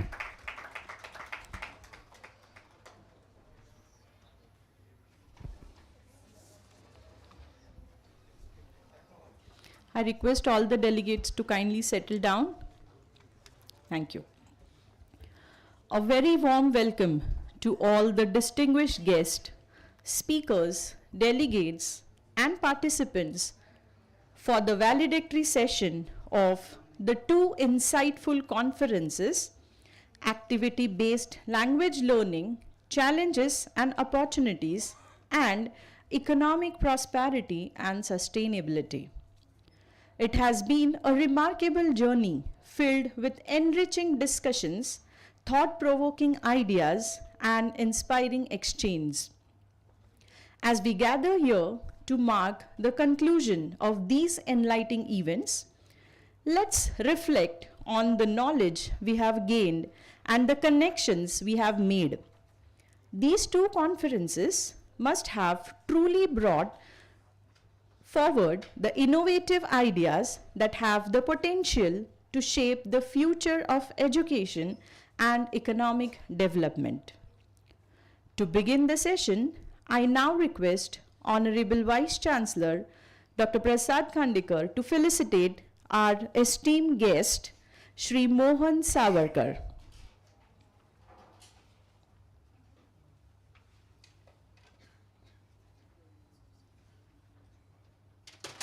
with a huge round of applause, let us welcome and felicitate our chief guest, Shri Mohan Savarkar. Thank you, sir. I now invite Honorable Vice Chancellor to give his concluding remarks. Good afternoon, everyone. Respected Sri Mohanji Savarkar, Rakesh Rao sir, Gupta sir, Mehta sir, esteemed Professor Chetra sir, and dear students who participated enthusiastically throughout the day in the successful organization and knowledge sharing exercise through these two conferences. It gives me really immense pleasure at the end of the day today that we could share some knowledge amongst ourselves. The two themes, the two projects that we are currently working on, one is to make sure that the scripted ancient Indian knowledge, how do we pass it on to the next generation? That is one project which Dr. Vasudeva Aital is handling. And he has chosen a very innovative way of doing it by coming out with a gamification of few learning methods. And the second project which Dr. Shilpa Dev is taking care of, which is in the electronic waste in the sustainability area. We are very young, as I said in the morning, and Mohan Sarji, I think we are 17 months old university. And in last 17 months, we could start our journey towards the pursuit of knowledge. We started research projects which are, I think, to the tune of 18 crore rupees. And I must say that if I have to take a mathematical ratio of our fee as revenue to research project, our we are at least maybe fee 100 and research project 70. So which is very rare in private universities. You can see this in IITs and ISs, but in private university this is never heard of in India. So I am very proud of my very small team. And when I say very small team, we are 52 faculty members and 54 support staff, 1700 students. With this team size, if we can do this kind of fee to research projects revenue, I think in coming years, people will watch us very carefully what we will be doing in future. I'm really, I feel very fortunate today that you could spend some time. I was chasing sir for a very long time. He's a very busy person. He's the person who made Tata #1 passenger vehicle manufacturer, not only in India. He is the person. If you are a very car enthusiast, you will see that Tata has become almost #2. And if you see the sale of one particular brand model, then Punch has surpassed even Maruti Wagon-R or Alto for that matter. And it has happened in last 10 years under his leadership in Tata. He's a senior vice president of passenger vehicles of Tata Motors. He has to travel. Yesterday he was not in Pune. Today is in Pune. Tomorrow is traveling to UK. Day after he is coming back to India. So you can imagine how hard it was for me to chase him and bring it here. We are all fortunate, and we are actually looking forward to hear from sir. I'm a very follower of. I follow him on LinkedIn every day, and whatever news that he shares, and you also start connecting with him. If we think that yes, we have this Indian ethos in us, I think Tata is like Deccan Education, or we are like Tata. Whatever it is, they are synonyms for me. Tata and Deccan Education Society. Nation is at first for us. Similarly, if you see all Tata employees, they are very proud of them. And the second point, which I am very, fond of Tata, is the code of conduct they follow in their organization. That is the same thing that we want to follow in Deccan Education, the code of conduct. When a person comes, people should know it is from DSPU. If any Tata Motor employee comes, they won't take a single money if they conduct a lecture for students. They have strong ethical points. I wish DSPU faculty and students will stand out in the society in days to come like Tata employees. So with this, I welcome you, sir, and thank you so much for accepting my invitation. Thank you so much. Thank you, sir, for your kind words. Friends, now it is the time to listen to our esteemed chief guest. But before I invite, I would like to give a brief introduction of our chief guest.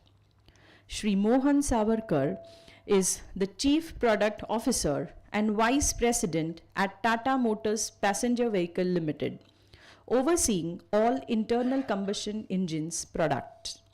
He also serves on the steering committee at TMPV. Since joining Tata Motors in October 1994, Mr. Savarkar has been instrumental in the success of models such as Tiago, Tigor, Nexon, Altroz, Punch, Harrier, and Safari.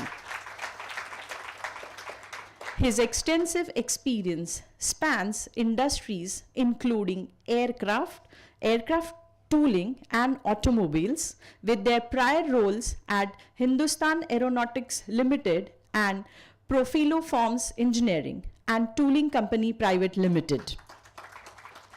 A chartered engineer and a fellow of Institution of Engineers India, he holds certifications as an independent director from the Indian Institute of Corporate Affairs and as a corporate director from the Institute of Directors. Mr. Savarkar is recognized for his strategic leadership and innovative contribution to the automotive industry. So please put your hands together as we welcome Shri Mohan Savarkar. And I request the dignitaries to kindly accept the chairs as we have few presentations over here. Please. So you can...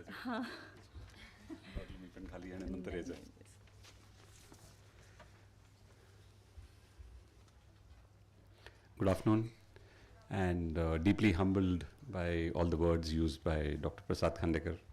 I mean, I've known him for years and held him in a lot of respect for the kind of things that he has been doing at MIT and now at DES. He's the founding Vice Chancellor, so deep respect for the things that he's doing. Yeah? The pointer, if you want to use it, it's right here. Sure. Let me try. Okay, they must have taken it. Someone is taking it. Thank you. So with that, ladies and gentlemen, esteemed participants to today's session since morning, I'm sure you have had a long day and a very fruitful one at that. And distinguished guests, Dr. Manoj Mehta and Dr. Prasad Khandekar. It's with great pride that I stand before you today to talk about the incredible strides India is making towards a sustainable and resilient future. India is truly leading the way with its ambitious climate commitments, setting a global example for others to follow. The 29th Conference of Parties that happened recently marked a significant moment in global climate action, with sustainability being at the heart of all the discussions there. Held in Baku, Azerbaijan in November 24, the event marked a pivotal moment in global climate action, with sustainability at its core.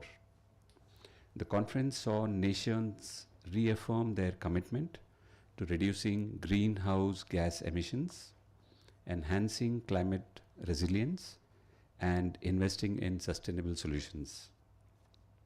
Key highlights included a focus on climate finance, with pledges to mobilize funds to support developing nations, as well as advancements in carbon markets and green technologies. There was also a strong emphasis on the need for rapid decarbonization, with calls for a transition away from fossil fuels and greater investments in clean energy. The adaptation of nature-based solutions and biodiversity protection were integral to the sustainable dialogue, alongside progress on funding mechanisms for loss and damage. The sustainability commitments made during the conference were as follows. Number one, carbon neutrality, which meant active carbon neutrality by reducing greenhouse gas emissions through renewable energy use, energy efficiency, and offsetting unavoidable emissions. Promotion of sustainable practices, which includes to encourage sustainable practices such as reducing single-use plastics, promoting sustainable transportation, and adopting environmentally friendly procurement. Accessibility and inclusivity, to ensure that the event was accessible to all, regardless of physical abilities or socio-economic backgrounds, with a focus on youth, women, and underrepresented groups. Legacy and continuity. The aim was to leave a positive legacy by supporting local sustainability initiatives and investing in long-term infrastructure and capability building for ongoing climate action. Transparency and accountability. The aim was to maintain transparency in decision making and accountability for commitments, with regular reporting on progress towards sustainability goals. Collaboration and partnerships. The aim was to foster partnerships with governments, organizations, civil society, and the private sector to address climate change and advance sustainability. Lastly, safety for all, which meant ensuring all COP29 event activities prioritized health, safety, and well-being for all. Next slide. Coming to India, so by 2030, India aims to reduce emission intensity of its GDP by 45% from a 2005 level. Our nation also aims to achieve 50% of its electric power capacity from non-fossil fuels, and it is well on the way to achieve that. Additionally, India is committed to creating an additional carbon sink of 2.5 to 3 billion tons of CO2 through enhanced forest cover, while preserving its rich biodiversity. To further strengthen its commitments to sustainability, India plans to protect 30% of its land and water areas by the year 2030, in alignment to the global 30 by 30 initiative, which calls on governments worldwide to designate 30% of Earth's land and ocean areas as protected. With a vision of achieving net zero carbon emissions by the year 2070, India's dedication to environmental stewardship is evident in every aspect of its approach. One key part of this strategy includes electrifying 30% of its vehicles by 2030 and promoting a circular economy that emphasizes resource efficiency and waste reduction. These initiatives demonstrate India's unwavering commitment to a sustainable future. Next slide. See, we have seen what the world is doing, what India is doing. Now let me take you through some things on what Tata Motors is doing. Yeah? Just to build perspective that this is not just hot air. There's a lot of action taking place. Yeah? So at Tata Motors, we share this vision and are committed to fostering a climate for change. Through our project Alingana strategy, we are transforming our business under 3 key pillars of sustainability. Firstly, driving net zero, pioneering circular economies, and then lastly, preserving India's nature and biodiversity.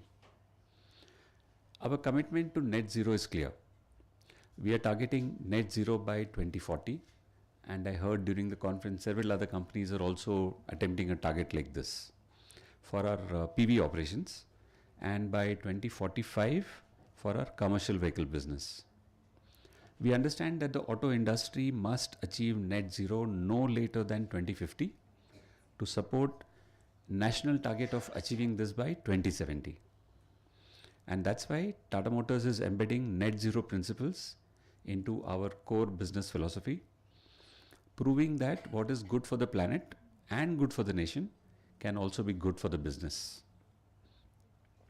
Our decarbonization strategy includes very clear milestones for reducing emissions across our manufacturing processes, value chains, and the products we produce.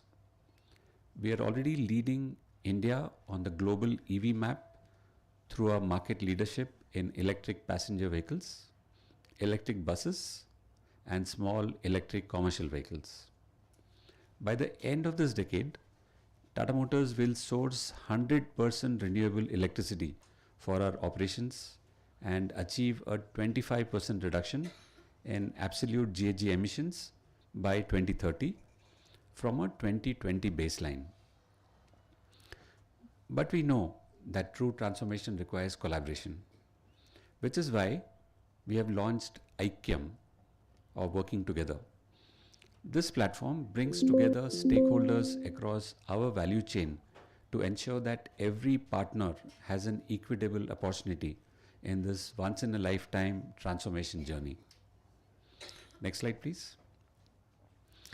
Tata Motors is also pioneering circular economy. We have developed Tattva, a comprehensive framework that integrates circularity principles across design, engineering, procurement, customer care, and end-of-life management processes.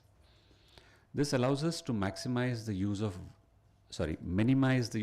virgin materials, reduce our material carbon footprint, extend the life of products, and improve product utilization. So by the way, if you read what's written on the right, this is very close to what our grandmas used to do. Yeah? So anything that can be used, please don't throw away. Okay? It's okay if a utensil has a dent in it. Continue to use, don't replace. Okay? So in our younger days, we used to have a kalaiwala coming along and making sure to remake our utensils. That's exactly what is being talked of here. There's nothing new, it's just that it is being heard by us as coming from the West, so it feels little foreign. But it is exactly what our earlier generations have been doing. And if you do that, we have known that India has been around for millenniums, and it will be for millenniums. So it is just that we are refreshing all these old theories and bringing it back to us. Yeah? Going next. Our commitment to circularity extends beyond operations to include the entire value chain, from supply chain management to end-of-life product care, through initiatives such as our Recycle with Respect and Pro-Life brands. So you would have heard in newspapers that we have started about 7-8 places where we offer services to dismantle old cars and reuse all the material. So this is what we call Recycle with Respect. So by 2030, we are also committed to achieving water neutrality, which means that we don't intake water or send out water from our plants. Okay, so everything has to be done within the plant. And also zero waste to landfill, which means that none of our waste will be ever sent out from our plants to be put inside any landfill anywhere in the country.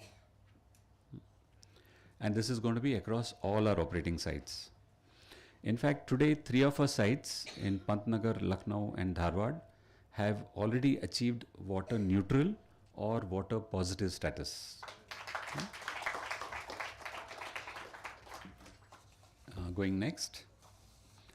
At Tata Motors, we recognize that preserving India's nature and biodiversity is vital for the resilience of our ecosystem, on which we are all interdependent.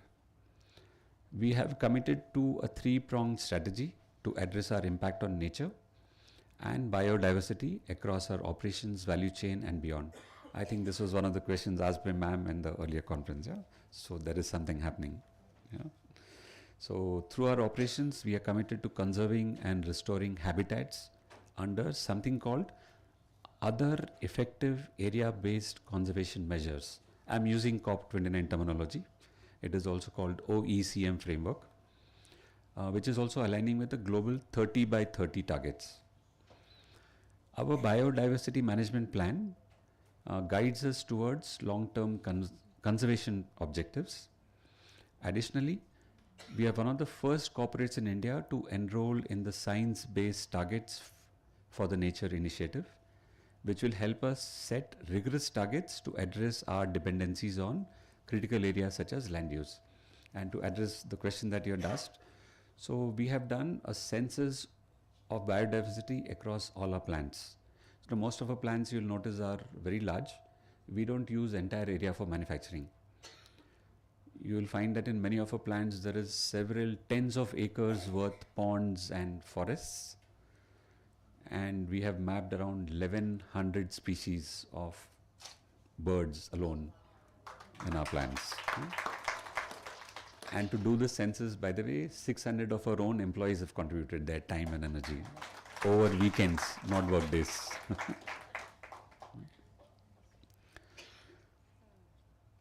To take this to a slightly larger scale, Tata Motors is leading the way in biodiversity conservation through 2 flagship projects. The first flagship project is on protecting wetlands along something called as the Central Asian Flyway. Do you see the globe there? You see some lines in that? Those are the paths that birds use to migrate across national boundaries. They don't mind if it's India or not, but they migrate like that. Yeah? And so we are trying to take care of maintaining wetlands along their pathways. So the way we have done is, we have many plants. So there are 4 that are near the flyways. So we have selected an area that is 100 kilometers from each of the plant by radius, and all the wetlands in that area will be protected by us, and that project is on. The second project is called Project Maximus, which aims to bring collective intelligence into the conservation of the Indian elephant, and will strengthen the existing efforts by bringing a collaborative and multidisciplinary approach to this complex subject. I don't know how many of you remember, but a couple of years ago, we used to have a vehicle model called Kaziranga, which was based on the one-horned rhino from Assam. Yeah? So there's a similar project that's coming along now for preserving the elephant. So in conclusion, Tata Motors is fully committed to driving sustainability through bold actions in decarbonization, circular economy practices, and biodiversity preservation. We are not just contributing to a sustainable future for India, but for the world and for generations to come. Together, we can build a future where progress and sustainability go hand in hand, where our actions today pave the way for a greener and more resilient tomorrow. Thank you.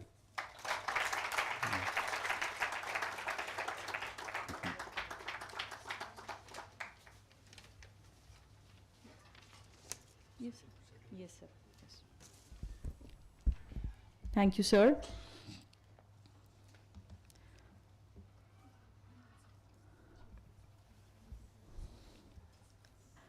Friends, we now move on to an important moment of this valedictory session, the certificate distribution. In all, just a moment, I have few data to tell you.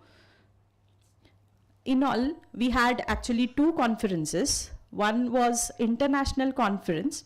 In that international conference, we had total 28 presentations, 6 invited papers, and 40 plus attendees.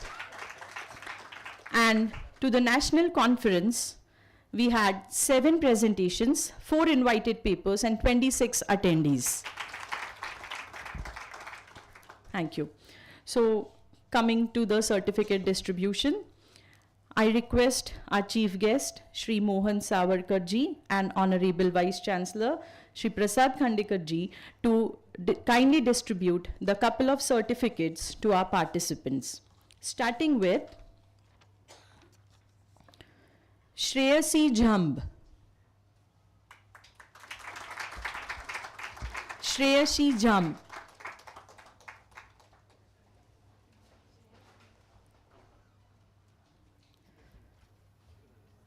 Let us give a big round of applause. Next we have Raka Dabhade. Yes. We have his friend. On behalf of him, he will connect. Okay. Student. Okay. On behalf of Raka Dabhade, his student is collecting his certificate.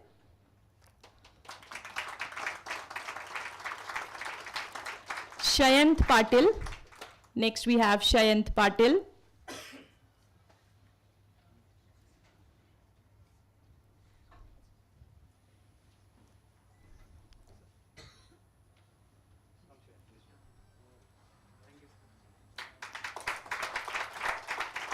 Coming up next, we have Aditi Shingvi.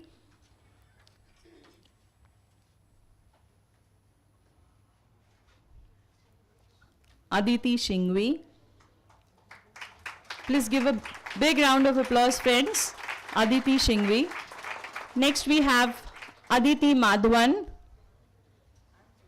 Yes, please, please.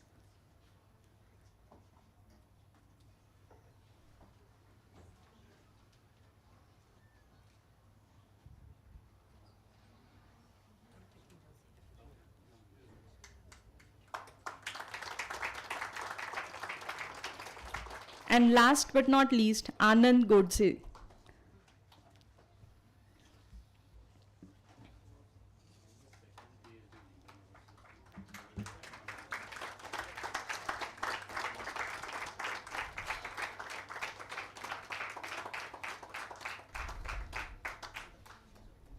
Thank you.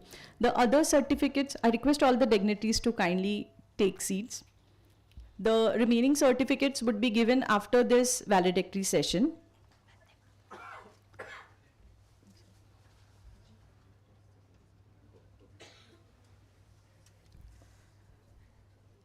We would also like to felicitate our project directors who have been working day and night for this event, for the success of this event. So I invite Dr. Vasudev Aital sir to call out their names, and I request the dignitaries to felicitate them. नमस्ते. हाँ, सभी अपने project directors और fellows कृपया मंच पे आ जाइए. Doctor Tilak M Rao, doctor Anant Sharma, doctor Naveen Bhatt, doctor Vishwanath MV, doctor Himani. इसी समय में जब तक ये आएंगे, एक director, one of the directors यहाँ मौजूद नहीं है. नाम है मिस्टर नीलकंठन, जो कुलचर डिज़ाइंस के फाउंडर्स हैं. उनके कुछ मेडिकल इमरजेंसी की वजह से नहीं आ पाए थे वो, और उनके लिए भी हम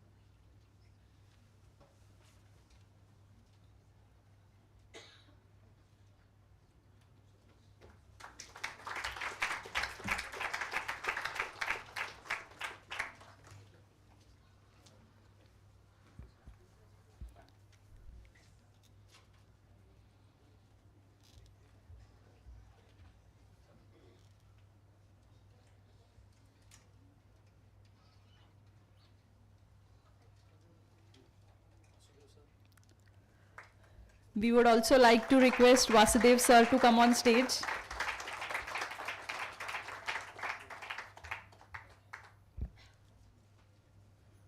Dr. Vasudev Aital.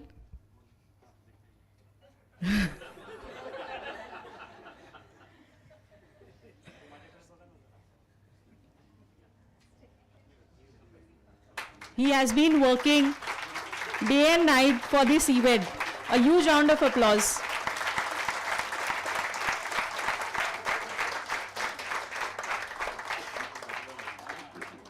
I would also like to call upon Dr. Shilpa Dev ma'am on stage.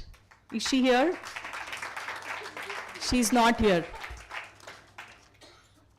Thank you, sir. Thank you so much. Yes, sir. Before, I'm sorry breaking some protocols here, but Savarkar sir would like to know that a team of life sciences, may I request Dr. Mungikar and Dr. Poonam Deshpande to stand for a minute. We are working on analyzing the impact of infrastructure projects on ecology and biodiversity. And many agencies like MMRDA, MSRDC, Gas Authority of India Limited, Mangalore new port, they have given us some projects. So wherever there is new infrastructure happening, these scientists and their PhD students are working on it. And some of the grants are in principle grant where we are getting our lab facilities augmented through those grants. So these total projects of around 13 crores they are handling. So yeah, thank you. Thank you. Friends, as we are now coming to the concluding time, I request Dr. Lalit Kulkarni to propose the vote of thanks.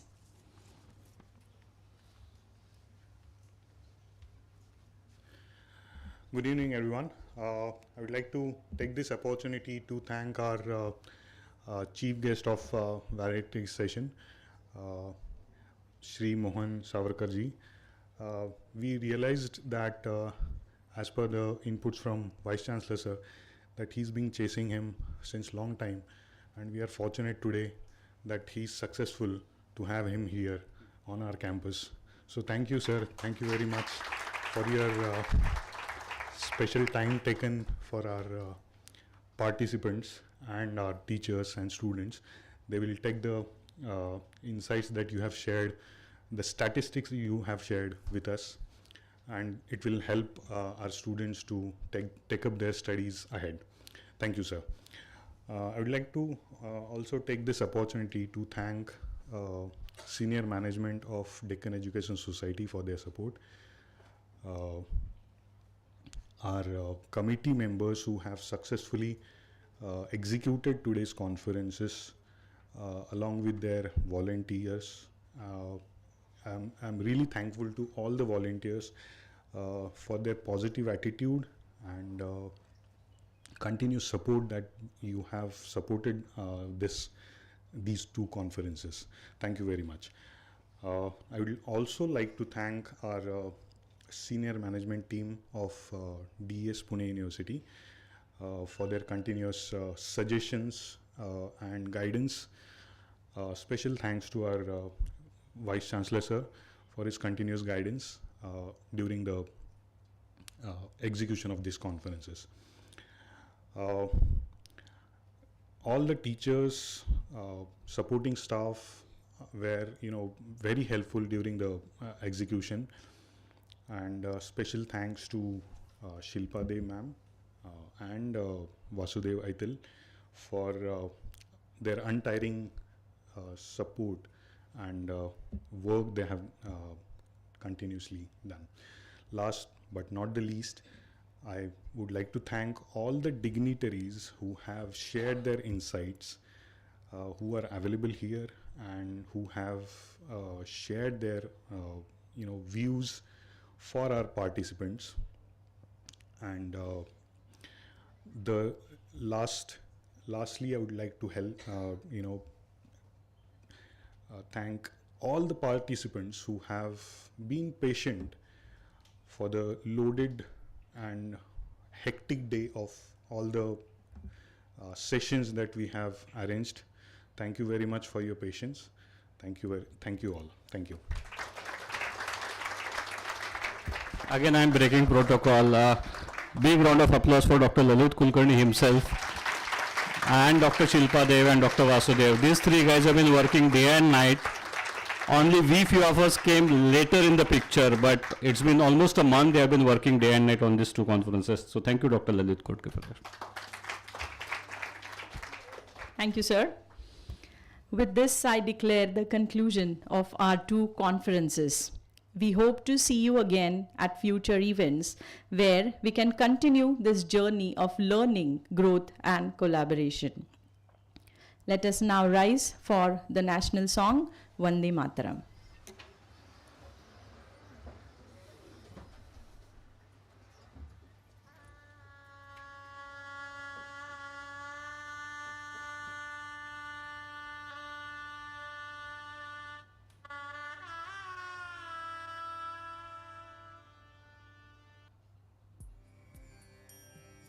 Vande